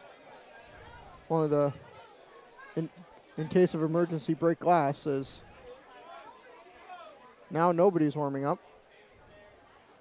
0-1. That'll be a fair ball. Degatano can't apply the tag, throws to first, and the inning is over. But not before 3 runs cross the plate for Newport. 4 through 5. Zach Lutzen will take you the rest of the way. You're listening to the NECBL Network.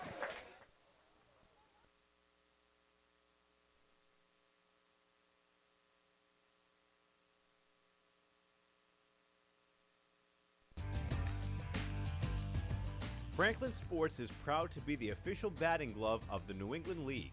This summer, the NECBL and its 14 organizations join over 200 major leaguers by wearing custom Franklin batting gloves as members of the Franklin family.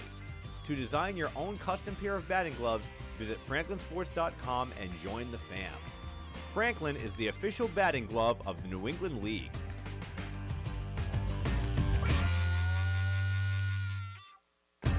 The Newport Gulls broadcast network features 7 high-definition cameras, graphics, instant replay, and extended pregame and postgame coverage. Watch the Gulls all season long every Friday night on Your View New England. Be sure to follow the Gulls all season long on our social media accounts at Newport Gulls on Twitter and Instagram, and Facebook.com/Newport Gulls, and subscribe on YouTube.com/Newport Gulls for the latest video highlights and exclusive interviews.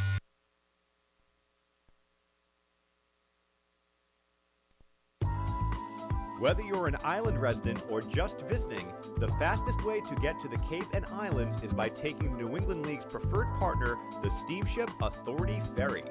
Visit steamshipauthority.com for more information.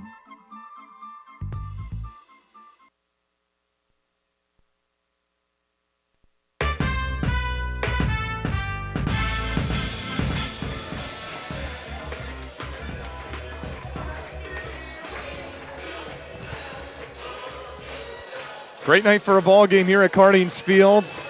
YMCA ringing over the speakers. Everyone's having fun. It is TD Bank Inclusion Night here at Cardines Fields. A lot of folks out on the field. This is what baseball's all about right here. It's electric environment here at Cardines Field. I mean, just great old ballpark, and the electricity here, it's unlike any other. I feel like this is the loudest, we talked about it, one of the loudest crowds we've had today. A lot of people here cheering on the Gulls in the second half of a doubleheader. Had a great crowd for game 1. I think this one takes the cake. Game 2 on TD Bank Inclusion Night. I mean, just a great night here at the park. Everyone doing the YMCA, and this rampant, excited, loud crowd has cheered the Gulls and willed them to a 3-run rally in the bottom of the 5th. It is a 3-2 Newport lead. Gulls with the lead for the first time tonight, and for the first time tonight as well, It is a call to the bullpen for Newport. New pitcher is the second-year goal, Seamus Barrett, out of the University of Louisville. Barrett steps in. This is his 4th appearance on the season, 7 innings pitched, 9 hits, 6 earned runs allowed, 4 walks, 10 strikeouts. He was the Newport opening night starter out in Montpelier against the Mountaineers. Has since made 2 more appearances, and in those last 2 appearances for Seamus Barrett, talking about 4 innings, just 1 run, 6 strikeouts after really just a tough first inning against Vermont where he allowed 5 runs. Since then, he's allowed 1 earned run over now looking at 6 innings. Yeah, just like we talked about, grit and just overcoming adversity. And that's what Seamus Barrett has done. I mean, this team has done that as well, and he's able to kind of overcome a tough first outing against the Mountaineers. And he's been really, really good. And hopefully, if the Gulls could hang on to this lead, he probably will go 2 more innings. I mean, that's maybe the plan. I don't know what Holbrook has in store, but he's playing really good baseball right now. I'll be challenged with the heart of this Upper Valley order, and it is the dangerous Max Grant that gets things started. Able to hold up his swing on pitch number 1, says third base umpire Chris Engstrand. We can close the line. Well, it was another great game for Logan McGuire. 5 innings, 4 hits, 2 runs, both of them earned, as that misses outside. 7 strikeouts for the Georgia Tech righty. Had to go with just 1 walk. For Grant today, he had a single back in that 3rd inning, following a monstrous game 1 here at Guardians Fields. 3 for 3 with a double in the 6th. Here we are in the 6th, and that is a massive moment for these Nighthawks, finding themselves trailing for the first time in this entire game 2. 2-1, foul tipped into the mitt of Scanlon. 2-2 count here. And for Barrett, I wonder what it's like. He's had 12 days off from pitching. You never know if you're going to end up rested or over-rested. As that's flied back. As last outing, June 24th, that was in Newport's big 14-6 win against the Keene Swamp Bats. 1 inning complete, 1 earned run, 1 hit. 2 walks to go with a strikeout. Tall righty delivers. That shot high and deep into right field. Will it stay fair? That ball is foul. My goodness, what a shot by Max Grant. And everyone in Newport takes a sigh of relief. Grant got all of that, but he just sent that one a little bit foul, and I hope nobody on the road got hurt. That was Alec Makarevich with a home run down the right field line in game 1 of this doubleheader. Another payoff pitch fouled back. Good battle here for Grant, looking for what would be his 5th hit here at Guardians Field today. One of the best hitters on this Upper Valley side, out of Canisius College, New Brunswick, Canada. That's rope. That'll stay fair. Over his JKG. He won't get it. It's off the wall. Grant, with his 5th hit of the day, has a leadoff single here in the 6th. And it's interesting how every park is so different. This wall is so high here that that's held to a single. That ball was smoked. A little reminiscent of what we saw from Colton Ledbetter in the bottom of the 5th. 98 miles per hour off of Max Grant's bat, and he turned around on a 92-mile-per-hour fastball from Barrett. I mean, yeah, he's seeing the baseball extremely well. I think it was only a matter of time that he was going to get a base hit. I mean, the foul ball, he keeps fighting off of pitches, and then just absolutely crushed that single. That sets the scene for the NECBL batting average, home run, RBI leader, Ryan Ignafo. Responsible for the first run driven in tonight for this Upper Valley team, an RBI double that came back in the top of the 1st. Fastball's outside. It is 2-0 now to the third baseman. Flew out to Slade Alford. Otherwise, a 1-for-2 day. 2-for-3 his day in game 1. That was a 4-1 victory for these Newport Gulls. 7-game winning streak, looking to make it 8. Cut on and miss on the fastball. It's 2-1. Yeah, this is a massive spot for Seamus Barrett. I mean, you got the top of the order, no outs right now, and you only have a 1-run lead. So it's really hard to protect that. You might need some insurance, but this is a huge spot for Seamus Barrett. Breaking ball in for a strike. Now 2-2. Gulls just looking to hold on here for dear life. 7 one-run victories for Newport. Gulls have played just 23 games. A remarkable stat. Nearly half of Newport's wins. Gulls sitting at 15-8 on the season. Changeup misses upstairs from Barrett, and the count has run full here to Ignafo. A double play would be extremely nice right now. The All-Ohio Valley Conference first team member looking to push this rally further. That's in there, strike 3, ring him up. Watch the fastball go right by him, and Barrett with an enormous strikeout here in the 6th. Ice in his veins right there. The best hitter in the NECBL. He just not scared at all. I mean, he goes down 2 balls in a row, and he's just like, you know what, I got this. Max Grant smokes him on a single the first at-bat, and he gets back with a strikeout against Ignafo. Ignafo's been retired his last 2 times up, as has John Hogart, his only 2 times up today. First pitch, another strike from Barrett. Two strikeouts. Sorry there, Jake. I think we were getting to the same landing spot there, but 2 strikeouts for Hogart, both swinging, first, then in the third. That's it out of play, and quickly Barrett's ahead here, 0-2.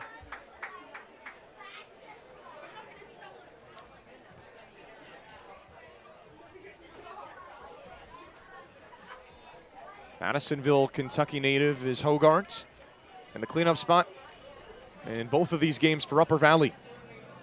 0 for 4 since his first AB of this doubleheader, where he notched a single. A 1 for 5 day combined for the man that'll soon be calling Louisiana Tech home. Right here, just looking to give Will Sullivan an opportunity. 1 on, 1 out in the 6th. The Gulls clinging to a 1-run lead. Swing and a miss. Another strikeout for Seamus Barrett, now 2 in a row. Barrett really bearing down on probably the 2 oddest hitters in the Nighthawk order. Gets them both to strike out, and here's Sullivan looking to break out. After the leadoff single, Barrett has turned things around. Back-to-back Ks. Will Sullivan, the last hope, here in the top of the 6th. He fouls the first pitch back. Sullivan, a couple of strikeouts himself. 1 in the first, then 1 coming off to lead the 4th inning off. 20 hits on the season for the Upper Valley DH. Healthy lead for Grant. Here's the pitch. Another swing and a miss. Barrett keeps blowing it by him, whether it's the off speed, whether it's the fastball. He's ahead here. 0-2. Looking to inch Newport closer. 4 outs away from an 8th straight win. Swing and a miss. Back-to-back strikeout. Seamus Barrett have an inning. Blows it by Sullivan. And the top of the 6th is history. Gulls look for some insurance. It is a 3-2 Newport lead as we head to the bottom of the 6th.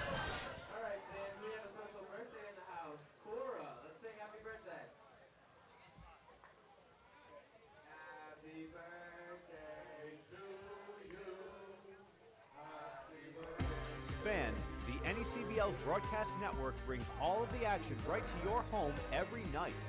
Available on your desktop, laptop, mobile device, as well as your Apple TV, Roku, Amazon Fire TV, or Android TV device. Enjoy single-day passes for just $8, purchase a weekly subscription for $20, a monthly pass for $40, or an all-season pass for $80. Head to watch.necbl.com for more information and for a full streaming schedule. The winning number is 6, 9,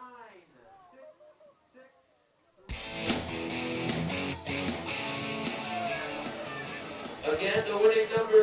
Back for the bottom of the sixth. Newport hoping it is the last inning they have to hit in this 7-inning doubleheader. The Gulls looking to sweep it. And it is a 3-2 lead for the Gulls. But, Caden, this is far from the only game going on around the league. 12 teams across the NECBL in action. Yeah, we got 4 other games going on right now other than this one. First of all, in Goodall Park in Maine, the Sanford Mainers are down to the Keene Swamp Pats by a score of 6-3, and that is in the bottom of the 6th inning. Over in Muzzy Field in Bristol, Connecticut, the Blues have a 3-2 lead over their in-state rivals, the Danbury Westerners. That is in the top of the 8th inning. In division game between the Ocean State Waves and North Shore Navigators up in Lynn, Massachusetts at Frazier Field, it is 2-1 Waves in the bottom of the 8th. And then at the Vineyard, the Martins Vineyard Sharks are trying to chase the Newport Gulls, and they're not doing a great job of it right now. They're down 2-1 to the Steeplecats, which is great news for Gulls fans here. Yes, it is. So got to execute and close this game out. If the Sharks can lose that, extend the lead. That's huge. That is huge. Martha's Vineyard sits at 12-10 in second, and the 5-18 North Adams Steeplecats putting up a fight out at Vineyard Baseball Park, the Shark Tank. Here we are back in Newport, 3-2 lead for the Newport Gulls, and it is Trent Farquhar. He'll be pinch hitting here for Cam Clayton. 8-9-1 due up for the Newport Gulls. First pitch misses outside, and it is from a new Upper Valley arm, the righty Matt McShane. McShane out of St. Joseph's University has become a middle reliever for the team. He doesn't go a long time, but he's been pretty effective this year. On the ground over to second, Grant. And there's one gone. Yeah, McShane has started one game, has struck out 14, walked 4, and an ERA under 1. That won a big home run for Keene that provided the winning margin last week. Now it's Jack Scanlon, the Newport catcher, up to face McShane. Can close the line on DeGaetano. Newport was able to get to him in that lone inning that he had in relief. 4 hits, the 3 runs, all the runs Newport has tonight. Looking for some insurance is the Oregon Duck, Jack Scanlon. Looks at ball number 1 outside. Struck out looking in the bottom of the 4th at the time was probably the most meaningful moment of the game. It was with the bases loaded and 2 outs. And the last batter that Seth Logue faced got Scanlon looking, stranded the bases loaded. But Newport roared back an inning later, 3 runs. RBI double from Colton Ledbetter, RBI double from Slade Alford. Singles from Sam Kulisingham and Alec Makarevich, the other 2 hits in the inning. That breaking ball downstairs, and it's a 2-1 count to the 9-hitter Scanlon. Yeah, can you extend the lead? I mean, the Gulls did it last game in the first game of the doubleheader. Can you extend this 1-run lead is the question mark right now for the Gulls. Scanlon looking for his 2nd hit this summer.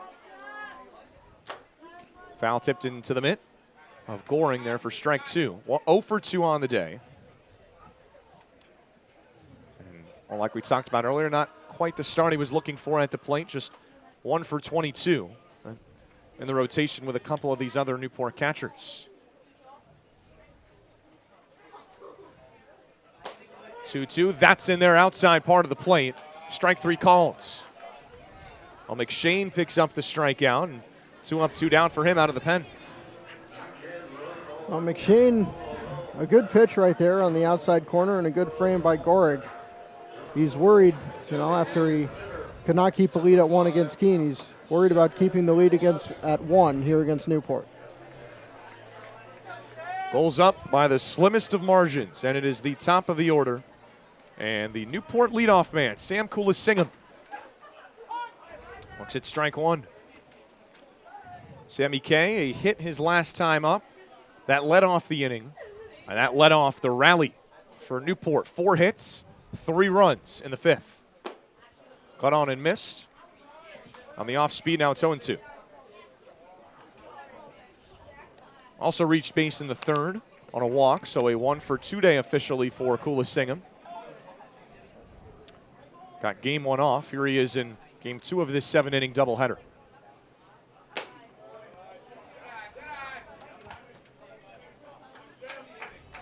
That was hit number 24 for Kulasingam. And this may be his last at bat in a Newport Gulls uniform here. 2 down, bottom of the 6th for the Air Force Falcon.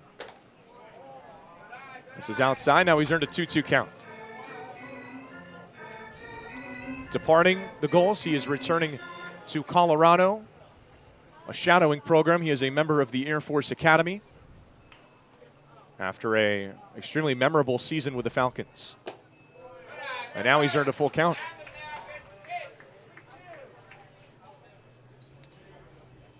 The Tony Gwynn Conference Player of the Year, a .411 batting average, a program record in hits, among many of his achievements.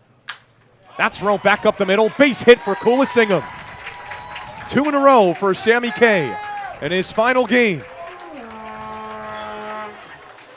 I mean, just a quality piece of hitting. We talked about it before, but this man is just, he's a world-class hitter. He knows how to hit the baseball. He doesn't try to do too much at the plate. I mean, he's always fights. He's down 0-2, and then he gets, he has a really good eye, and then he gets a nice base hit. 2 hits on his farewell game. That's how you do it. Inning stays going here for Alec Makarevich. He flies the first pitch he sees. Deep in the left. With room is Decker to make the catch and retire the side. So the inning is over. Head to the top of the 7th. Newport, 3 outs to get for its 8th straight win. We'll be right back.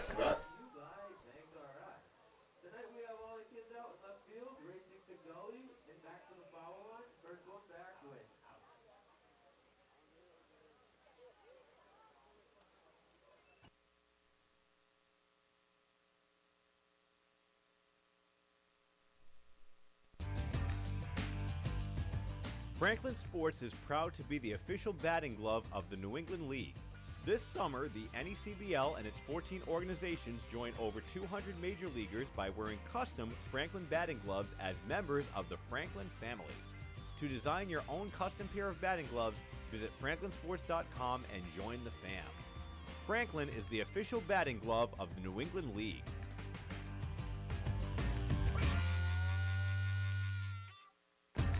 The Newport Gulls Broadcast Network features 7 high-definition cameras, graphics, instant replay, and extended pregame and postgame coverage. Watch the Gulls all season long every Friday night on Your View New England.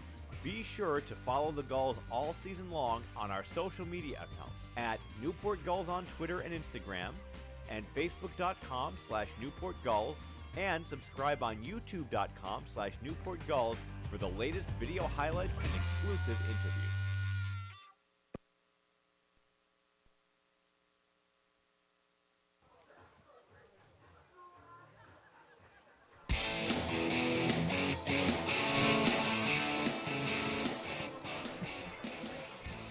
We head to the top of the 7th in game 2 of this 7-inning doubleheader. It has been a good one. Newport 3, Upper Valley 2. And 6, 7, and 8 for Upper Valley. The last chance here against Seamus Barrett. It begins with Kyle Novak. Looks at a first pitch ball outside. Novak 0 for 2 today. A couple of pop outs. One to shortstop, one to right field. 7 hits on the day for Upper Valley. But the Nighthawks haven't scored since the 3rd. Another fastball outside to the first baseman, now 2-0. And Newport's retired. Of the last 12 batters, 11 of them, the only other one being Grant Single in the 6th. Grant's actually, last 2 times a Nighthawk has reached, it has been Max Grant. Other than that, Newport has been stellar. Seamus Barrett, Logan McGuire.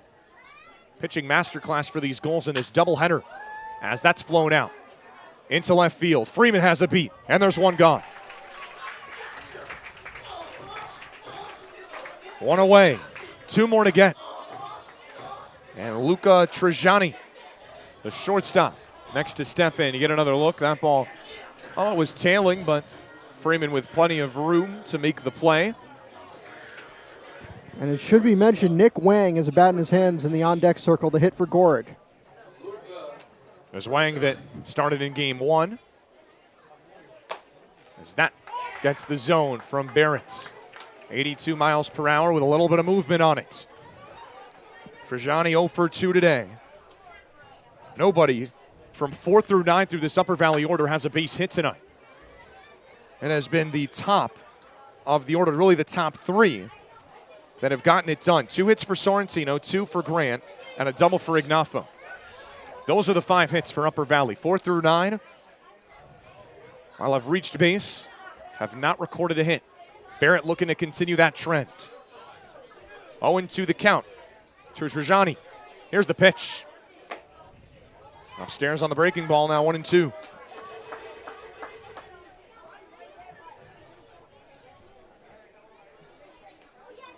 $18 hits on the season, a .230 average for Trajani coming into this one, but 0 for 2 with a strikeout this evening. Now he's worked a 2-2 count as that breaking ball misses upstairs. Infielder out of St. Joseph's trying to spark something. All the Nighthawks need is 1, but all the Gulls need is 2 more outs. Here's a 2-2. Driven into right, it'll fall for a base hit. There is hit number 1 from the bottom portion of this Upper Valley order, and the tying run is on base here with 1 out. And that was really the bottom of the order did not hit very well in the last game either. Fazari's 1 hit was the only one from the last 5 spots in the order. And here comes Nick Wang. What a story it would be for him. Well, we talked about it, sidelined on this Upper Valley team with an injury, returns for game 1 of this doubleheader. And here, with what's probably the biggest at-bat he's had this summer. Tying run on first, but down to their last 2 outs, and Scanlon just able to hold on to that breaking ball. Yeah, Barrett has not had command at all of his curveball. I don't know what the problem is, but Scanlon's going to talk to him about it right now. His fastball has been great, but the curveball has been all over the place. Scanlon's going to talk, as will Newport Gulls pitching coach Dan Gosofsky. It's all about commands.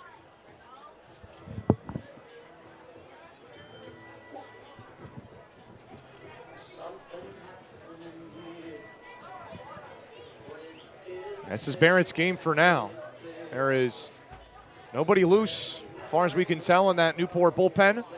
Barrett looking to finish it off. Newport only had to expend 1 reliever in game 1 of this doubleheader. That was Cole Stasio, who you heard from during this game. Gulls had to use 4 relievers to get that thrilling extra innings win against the Navigators. That was back on Monday, the 4th of July. Here, a ground ball could end it. Wang hoping to continue this rally for Upper Valley. Big cut and a miss. And I should mention some defensive changes. Farquhar moves to second base. Spencer Smith is in at short. Farquhar coming in to pinch hit. That began the bottom of the 6th inning. He takes over for Beckstein, while Smith takes over for Clayton. 1 on with 1 out here on the top of the 7th. That misses upstairs. It's the 7th, but in reality it's the 9th. Game 2 of this 7-inning doubleheader. Gulls going for a sweep. Newport won game 1, 4-1. Here, up by the slimmest of margins, 3-2. With 1 out in the 7th. Here's the 2-1 from Barrett. Big cut and a miss. 90 miles per hour up in the zone. And Clay Stearns has a bat in his hand to hit for Decker. So they're really empty in the bench, running through the pinch hitters. Wang just 1 for 8 on the season, couple of RBIs. A second hit here would be massive for these Nighthawks. That's in there, strike 3. The fastball from Barrett, 91 miles an hour, and it goes right by Wang, 2 away. Yeah, his off-speed stuff hasn't been great, but the fastball has been sensational. I mean, he has dialed in the fastball, 92, 91, 90. I mean, he's been throwing it some heat, and these Nighthawks cannot handle it right now. It is up to Clay Stearns. Either he reaches or this game is over. Over at first, Trajani. Here's the first pitch. Down in the zone for ball one. Below the zone. Barrett now working around the 35 pitch mark. Trying to complete his second inning of relief. 1-0. That's outside now. 2 balls, no strikes. Trajani reaching on that 1-out single. The 6th of the day for Upper Valley. Newport with 7. The most important tally, a 3-2 goals lead. 1 out away from a victory.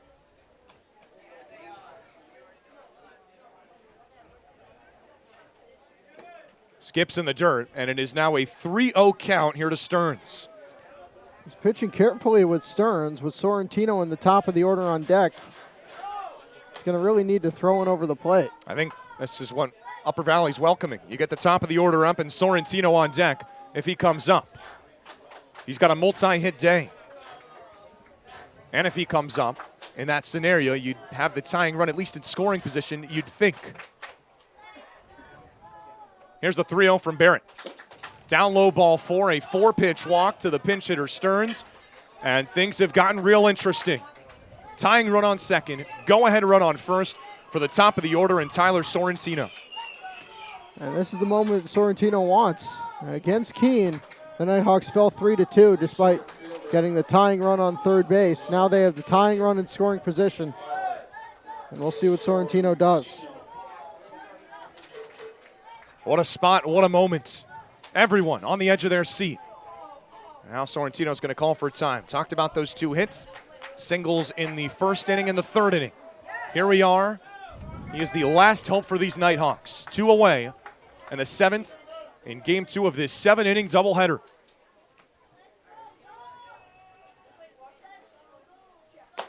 Big swing and a miss for strike 1. The College of Charleston outfielder looking for, just if he can get his 3rd single here, it could be sitting in a tie game. Just 1 more out needed for Seamus Barrett.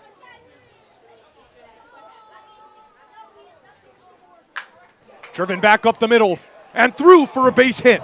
It'll be fielded by Corona Grauer. Here comes the runner to the plate. The attack from Scanlon. He's out. The game is over. The Newport Gulls have won 8 in a row.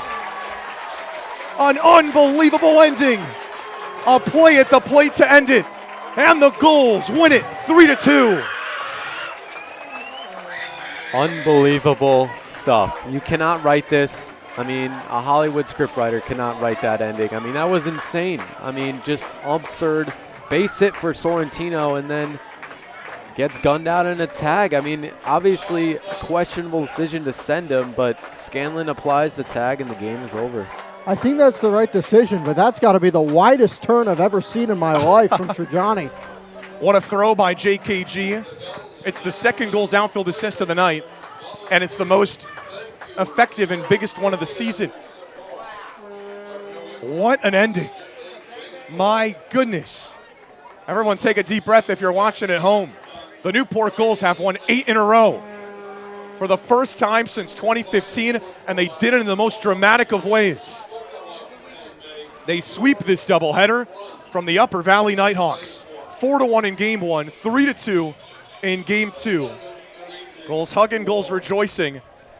I mean, this is just unreal stuff, Caden. I mean, the pitching has been this story, but the timely hitting has also been this story. I mean, even though they left the bases loaded, they were able to execute, and Sam Kulasingam 2 hits in his final game.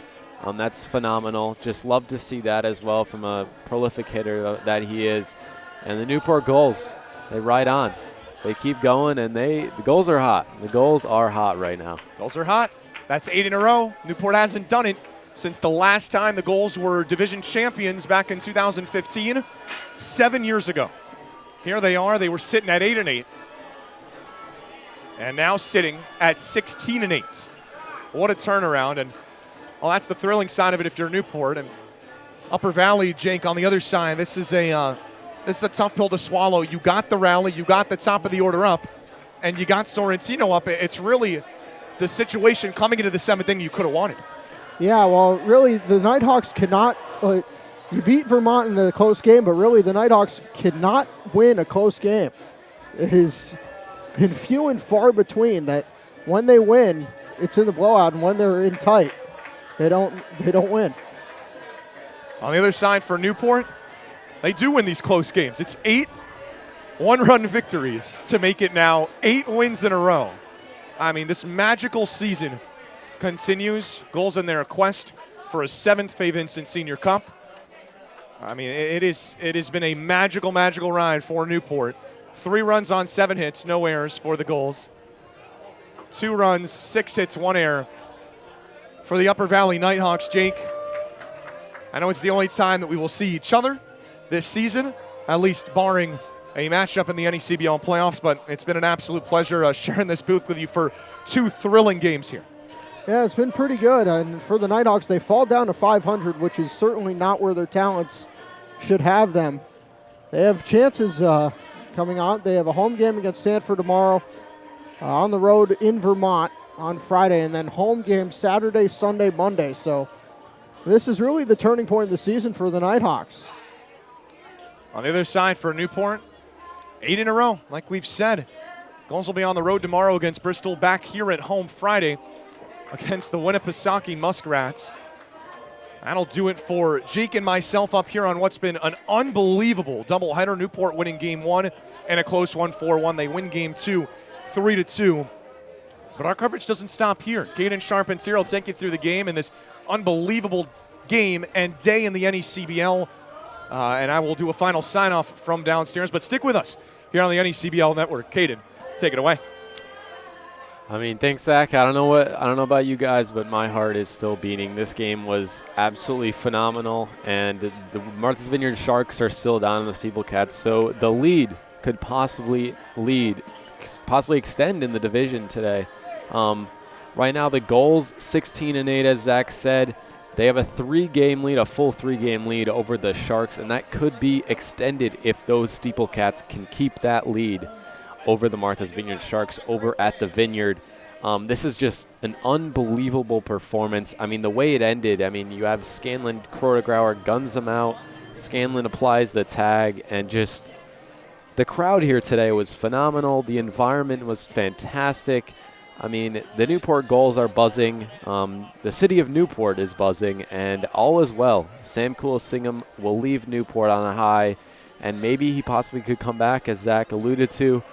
He's going to Colorado Springs, Colorado for his training for being in the Air Force, and that's pretty intense stuff. I mean, thanks to Sam for all he's done for the Newport Gulls this season, and we'll see if he comes back. But until then, the Gulls are riding high, and it's just an unbelievable stretch for the Newport Gulls. 8 in a row, as Zach said, first time since 2015. I mean, this is unbelievable stuff we're seeing from the offense from Alec Makarevich. He's extending his hitting streak once again to 15 games. I mean, that's unheard of. I mean, the home run in the first game. I mean, whenever you think that Alec Makarevich's hitting streak is going to end, he always extends it. It's just perseverance, adversity, just determination from this Newport Gulls team. It's unbelievable stuff. I mean, I'm as a Newport Gull, as working as an intern for the Newport Gulls, it's just truly phenomenal to see this team perform as well as it is right now. I mean, I'm so excited to see what they have in store for the rest of the season. But some of the performances we've seen so far, especially today, I mean, you had Coolasingham, Makarevich, Ledbetter, Freeman, Krodegrauer, and Slade Alford all collecting a hit. That is 1 through 6 all collect a hit. That is a team effort. Coolasingham gets 2. And it's a team effort, as I always say on the broadcast, to get wins. I mean, the pitching was phenomenal. Logan McGuire going 5 innings, allowing 4 hits on 2 runs, 1 walk, and 7 strikeouts. Just another good outing from McGuire. And then Kevin Sider, the first game was phenomenal as well. Just 1 run given up from Kevin Sider. The Quinnipiac Bobcat was fantastic. And the Newport Gulls character has just been showing. Character is a word that I use all the time to describe the Gulls this season. Just a fantastic outing for the Gulls, and they head to Bristol tomorrow to face the Bristol Blues. And right now, I mean, the Bristol Blues are playing right now at home against the Danbury Westerners. As I mentioned, right now they are leading by a score of 3-2 at home. That is in the top of the 9th inning. So the Ocean State Waves defeated the North Shore Navigators by a score of 5-1 at Frazier Field. They moved to a record of 11-15 as they maintain their spot in 4th place in the Coastal Division. So, I mean, you got to keep extending this division lead, as I mentioned several times. Me and Zach mentioned, I mean, you don't get that many opportunities to do it. And right now the Newport Gulls have they executed. And if the Steeplecats can hang on, this lead will continue to grow, and the confidence for the Gulls continues. They're going to play a really good Bristol Blues side, who right now has a record of 17-6. They have a 5.5 game lead over the Danbury Westerners in that West Division. So when they travel to Muzzy Field tomorrow, they are filled with confidence. Can they make it 9 games in a row? It's kind of unbelievable to say that. 9 games is really difficult to do, and they're going to play a really good team. And then they come back here on Friday against the Winnipesaukee Muskrats, the team they beat in a 1-run game a couple weeks ago or last week. So it doesn't stop for the Newport Gulls. I mean, summer baseball, it's always consistent. You're always playing games. You always got to come back every single day to execute games. But, I mean, just an unbelievable performance. I keep saying that word, but, I mean, this Newport Gulls team is truly phenomenal. And as Zach finds the player of the game, I'll run you through a couple more things around the league right now. I believe the Keene Swamp Bats and the Sanford Mainers. On top of the 7th inning, the Swamp Bats have a 6-4 lead at Goodall Park. And 3-3, the Westerners just tied the Bristol Blues, so they could shrink that lead in the West Division. So it could be exciting. I am extremely excited to see what the Gulls can do for the rest of the season, but it's going to be crazy. I mean, you got go to Muzzy Field tomorrow. You come back to Cardines against the Winnipesaukee Muskrats.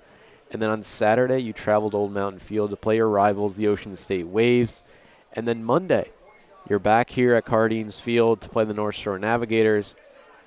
And then, I mean, you're going to North Adams to play the Steeplecats in a doubleheader. That starts at 4:30.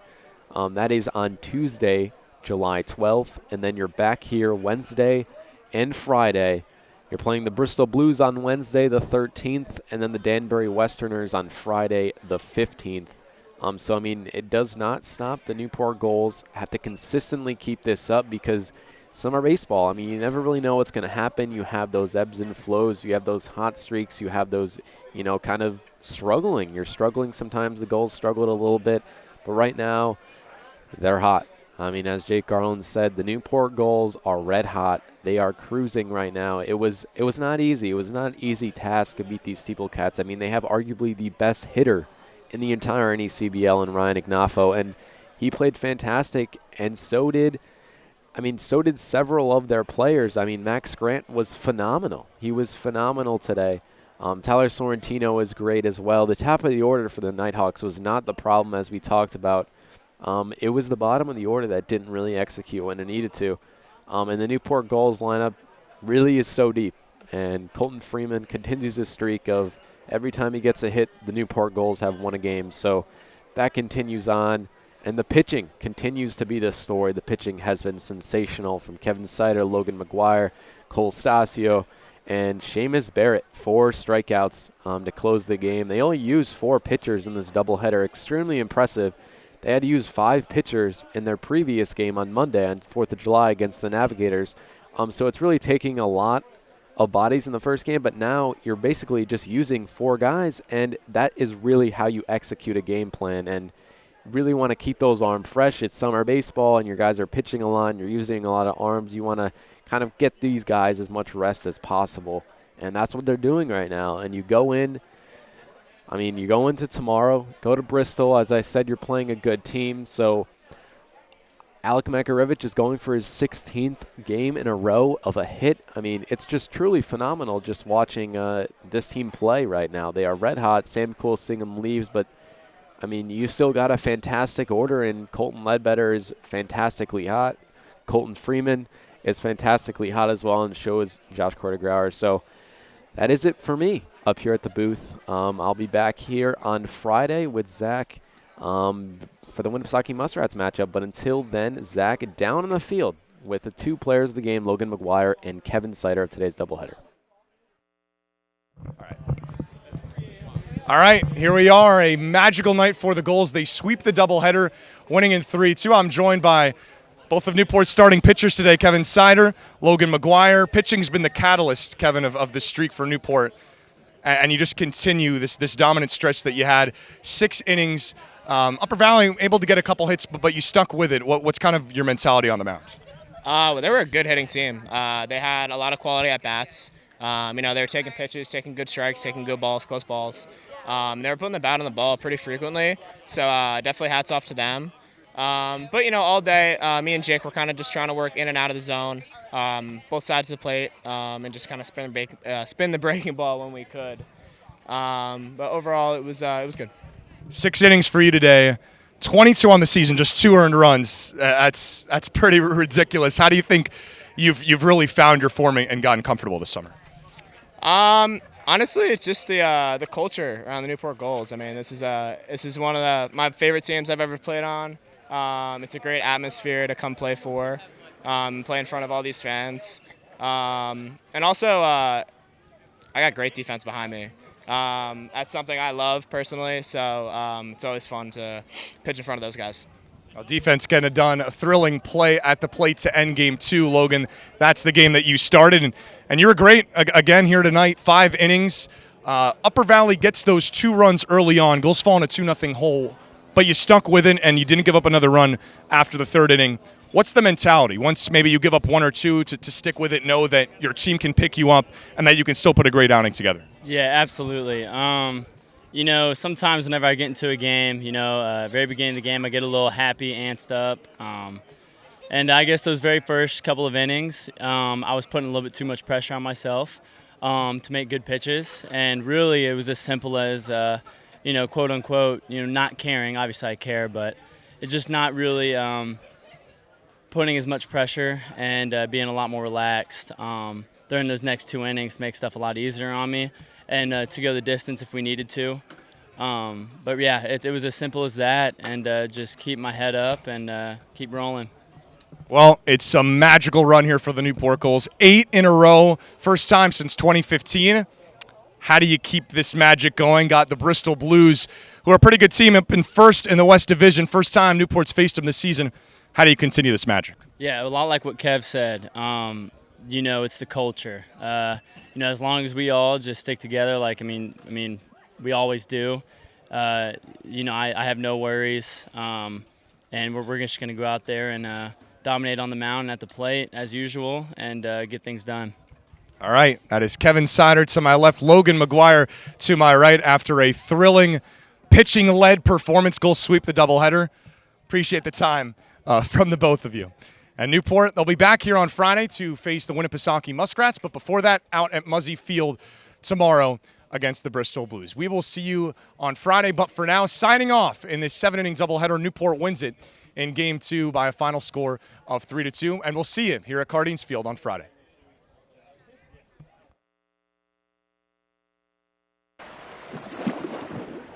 Thank you.